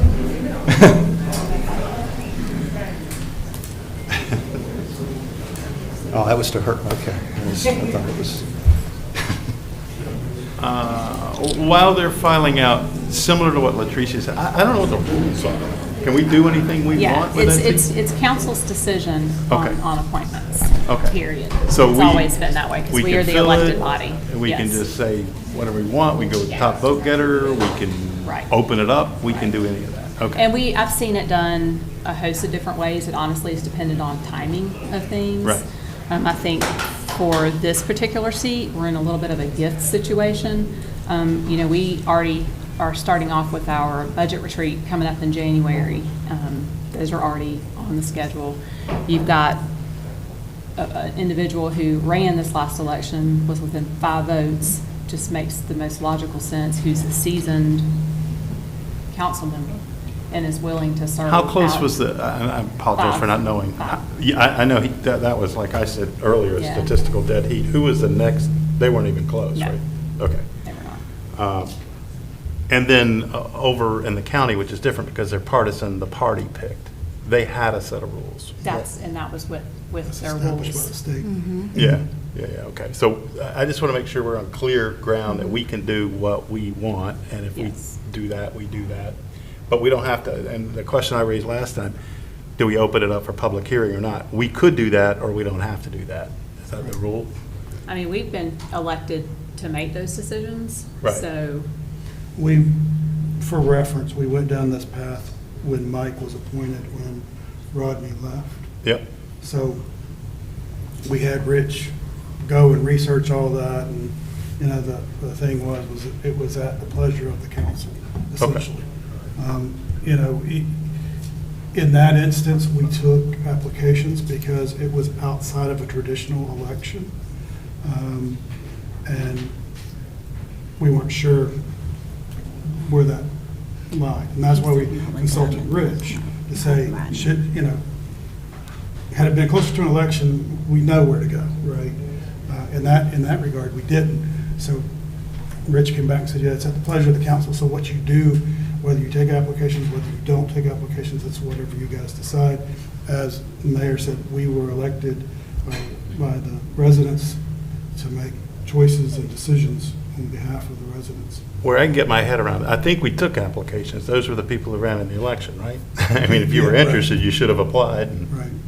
Because it's only been, 20 days? yeah, well, and And I abhor commenting during council comment section, so apologize. But for the 2 new elected officials, our charter defines how the appointment process goes, and that just the council, the sitting council appoints that seat. Everything else is up to y'all to just decide, but the process is you just pick, and there is no criteria other than you guys pick somebody to fill that vacancy, and it's for the remainder of the term. And obviously consideration of working with this group, and particularly now that we have 2 brand-new folks that we're bringing up to speed, it would be nice to have seasoned who's been serving and has Yeah. gone through the election process. Absolutely, and I think that since we had election, like you mentioned, just over 20 days ago, we had over 1,700 residents that voted for Mike, and really like statistical dead heat of someone who's now on the council, so that just seems like a no-brainer. And Mike has been on the council for several years now. He's been engaged, he's up to speed on everything we've got in the hopper. Mike has been participating in many budget seasons with us, and I know this is something we're going into, and we're already going to have 2 brand-new folks to this council to kind of bring up to speed too, and that's someone, with Mike, we won't have to worry about that whatsoever. And I think it will be very much in line, I think, primarily with what the residents wanted. So I think that before it was way outside of the election. By that time, you don't know what people want to do, but this is someone that wanted to run and almost was elected. Good thing we didn't have to flip the coin like they did in Midland, I think. Mount Oh, my Pleasant, God. Oh, Mount Pleasant, yeah. So with that, I'd like to move to appoint Mike Thevenin to vacant Ian Patrick's seat. If there is a second. There's a motion on the floor to appoint Mike to the remaining term of Ian Patrick's recently resigned seat. Is there a second? I will second if there's no other comment. Everybody? Well, now that you have a motion and a second, you can have debate on the motion, and then you take a roll call once the mayor concludes debate. I want to add something. What do I need to do? Oh, that, on the mic. There's a- Yeah, tap. Okay. So, Alteen, Council Member Alteen, Cattell, I'm glad that you mentioned with the, and speaking of all of these appointments and the mayor pro tem and all of that, I just want to add that, I agree that Mike ran and he was the next one, and it makes sense. So, in speaking of what Latricia said, Council Member Glover, what she said, I think when we consider the mayor pro tem, we should take that same approach, because I was only about 28 or so points away from what Mayor Teague received. So if we want to take that precedent, I think we should take that in everything that we do and not be selective in how we use precedent or decide to make these decisions as a council. That was just one comment out of many. I do not expect it to be a precedent. I'm not here to set the precedent. Mike has been a long-term community member. He's been a resident of Harrisburg for over 35 years, I believe. So he's been on the Parks and Recs. His advisory board has gone through the Citizens Academy, and of course, he's been on the council for several years. So I think those are the reasons that I think strongly go to support his candidacy for this replacement. And I agree with you. I just want to also add the other additional thoughts while we were talking about the appointments and having this conversation. Yeah, I think we've had a couple of different situations. This one is unique, 20 days away from the election, next top vote getter, proven track record. But if we were doing something midterm and it was somebody strange to us, maybe we open up an application Which is what we process and did. try to balance it out. We did that last time. So I don't know, I think we are evaluating this and not setting a precedent. It's timing. And by the way, I don't want to say I was a jerk, but I was less enthusiastic about the way we did it last time because it was a little different. But this, it seems like, the ballots are like still in the box. They just came in yesterday. It's pretty close. If we'd like to set a precedent. Yeah. Seven. Oh, 7 votes, okay. If what I'm thinking, if you'd like to set a precedent, from what I understand, Mayor Pro Tem role is to facilitate a meeting. So let's say we come to the meeting today at 6 p.m. and Jennifer is not here. What do? Latricia jumps in and facilitates the meeting. So one thing that I think that role is good for, someone who's been sitting at this diocese the longest, shoulder to shoulder with the mayor, who's been here for many years, who knows how the meetings are held, wasn't just participating or listening to the meetings, but actually participating in the meetings. That would be a good precedent to set, for example, for Mayor Pro Tem. But that's outside of the question that we're discussing right now. So I will second. Okay, so there's a second. I'll second. All in favor? Aye. Any opposed? Did y'all vote? Is this for? Which one are we talking about? We're talking about Mike, right? Mike, Yeah, the Mike. motion was made to. Yeah, I raised my hand for Mike. Okay, Okay. motion is carried. Motion's unanimous, motion's carried. Miss Janet Rackley, let's do this one more time. Where's Mike at? Hopefully Mike didn't leave while he was listening. Well, his wife is here. He's over at Chipotle. I thought I heard him say he was moving to Mid Hill. Right.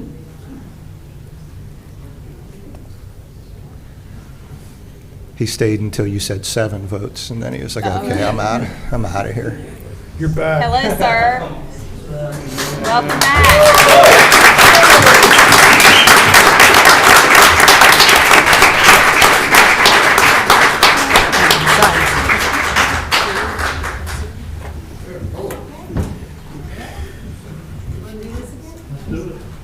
I, Mike Bevan, I, Mike Thevenin, do solemnly swear do solemnly swear that I will support and maintain the Constitution that I will support and maintain the Constitution and laws of the United States and laws of the United States and the Constitution and laws of North Carolina, and the Constitution and laws of North Carolina, not inconsistent therewith, not inconsistent therewith, and that I will faithfully discharge the duties of my office and that I will faithfully discharge the duties of my office as councilperson for the town of Harrisburg. as councilperson for the town of Harrisburg. So help me God. So help me God. Welcome back.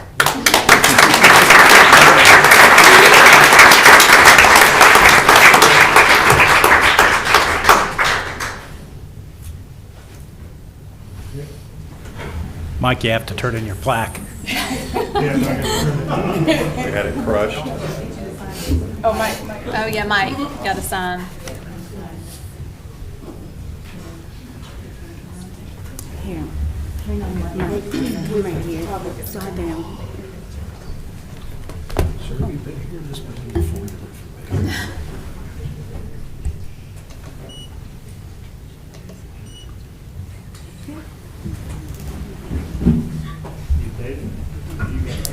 December 8th.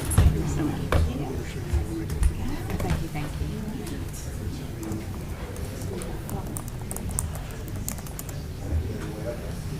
Welcome back, Mike.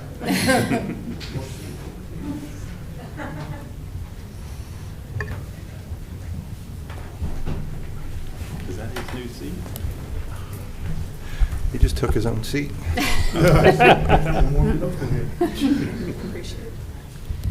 That was it for new business. Action items, did you have anything on your list? Mayor, I had a handful of action items. I think most of these I'll be able to just send an email out on. The 4th of July candy throw coverage, making sure that we're covered there, as well as kind of our special events that kind of happen on properties to make sure that those are covered. When it goes to like seat appointments and sort of the mayor pro tem roles and responsibilities, I'll send out, those are codified in the charter and in the state law. You can certainly add policy and procedure on top of that as another layer. What you can't change is the charter or obviously the state law.